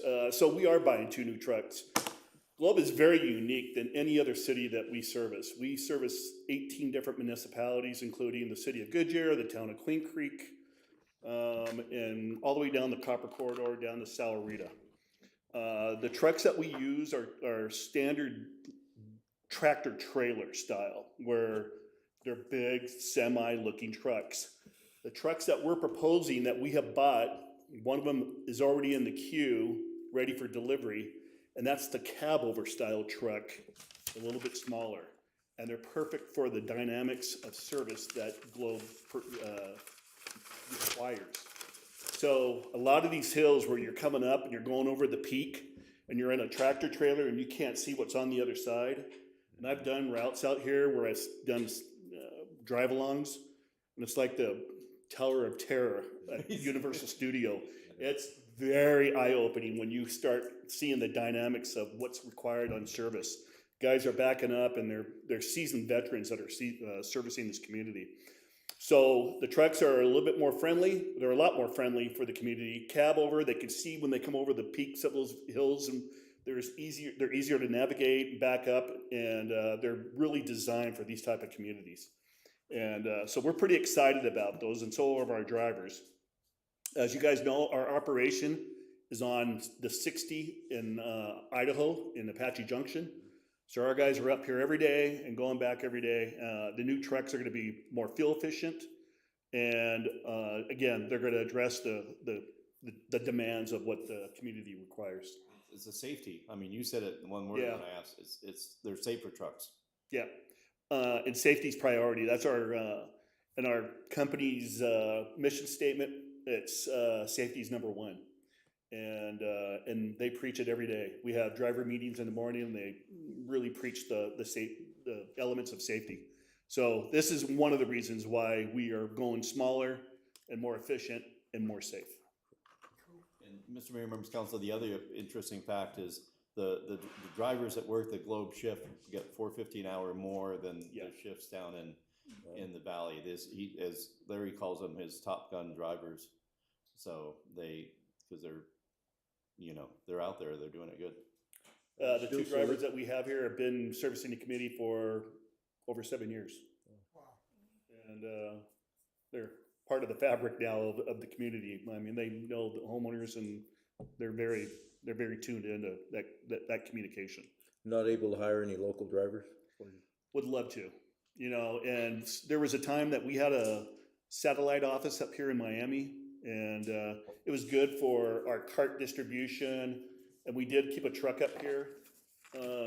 Sadly, from a security standpoint, we couldn't afford the security guard, and there was always something that was either batteries were missing out of the truck, couldn't do service for the day. We'd have to go buy a new battery and wait until the Napa store opened, for us to get it. And so it's something that we're still considering, and I think it would be a great asset to have more of a local base, a local presence. Trust me, it would be easier to navigate around coming up the hill when there's highway closures and snow and everything else. In fact, during the bridge closure, we put 2 people up here with their trucks, our drivers in their trucks. We put them in a hotel for 2 weeks just to make sure that we were able to do service during the road closure, opposed to sending them all the way up to Payson or where it was and coming back this way. Through Kearney, Or Kearney, or either direction, so. Okay. Any other questions, comments? And Mr. Mayor, members of council, the only thing I would like to add is we would like to request to waive the rule on this. There's been a span of distance between the old contract and this contract. So the sooner we can get this in place and get this finalized, I think it'd be good. In essence, we talked about the pricing and everything like that, had discussed, because there is no price impact and because it's been taking a while to get this lined up because it's kind of complex. We'd staff asked council to waive the rule. Okay. Ready? Just a comment. Yeah. No question. I remember when we first started this venture, we had a lot of complaints from citizens. Trash not getting picked up, Mhm. or we talked about logistics, couldn't get into certain places. But in the past, I've just seen all of that go away. Yeah. And so, that's a testament to, unless you're keeping it, close to your vest.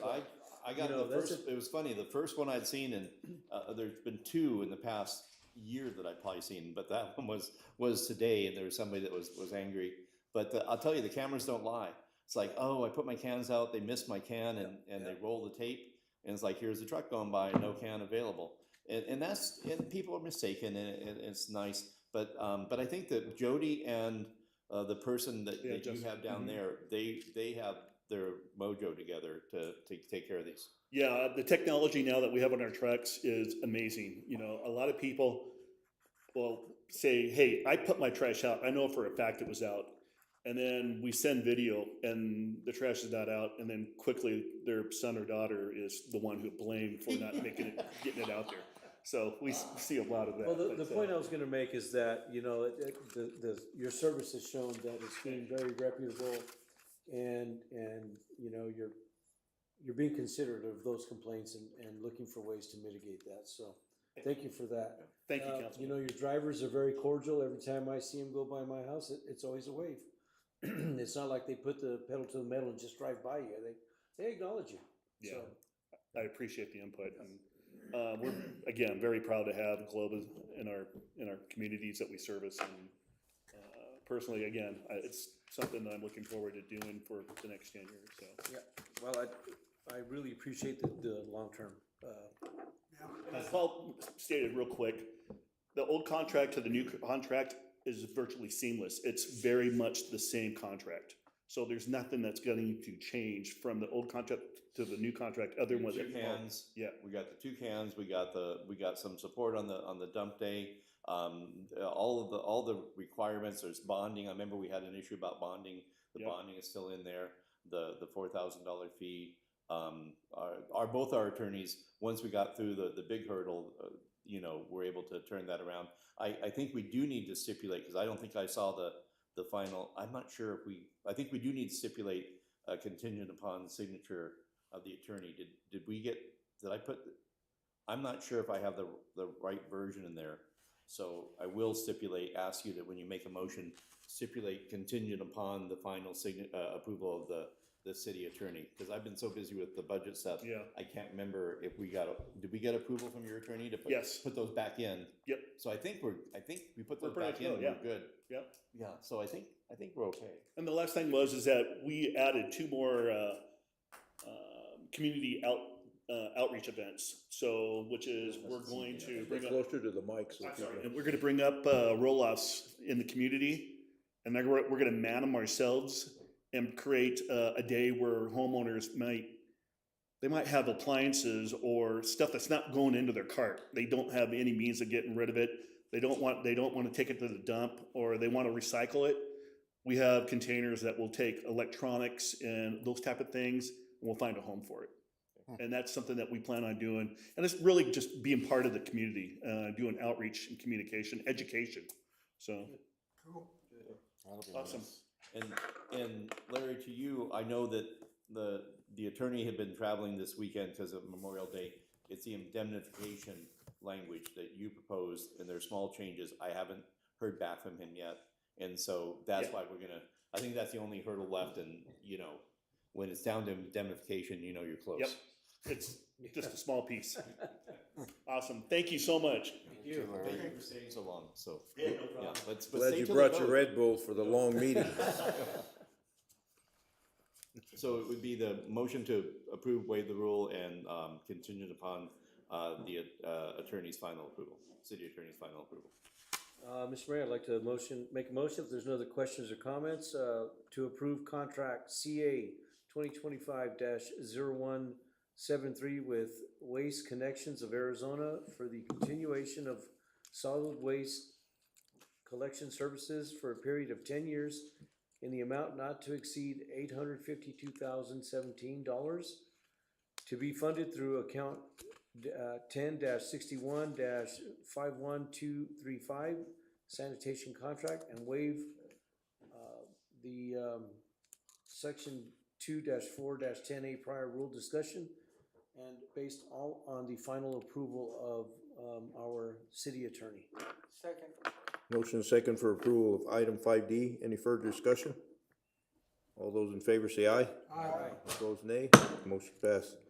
We have one action item, consideration to approve preferred provider agreement PS 202507174 with Simon Med to allow monthly invoicing to the City of Globe for employees, qualified dependents, and council member preventive health screening to be funded through revenues retained in account 103947344 rebates Blue Cross Blue Shield.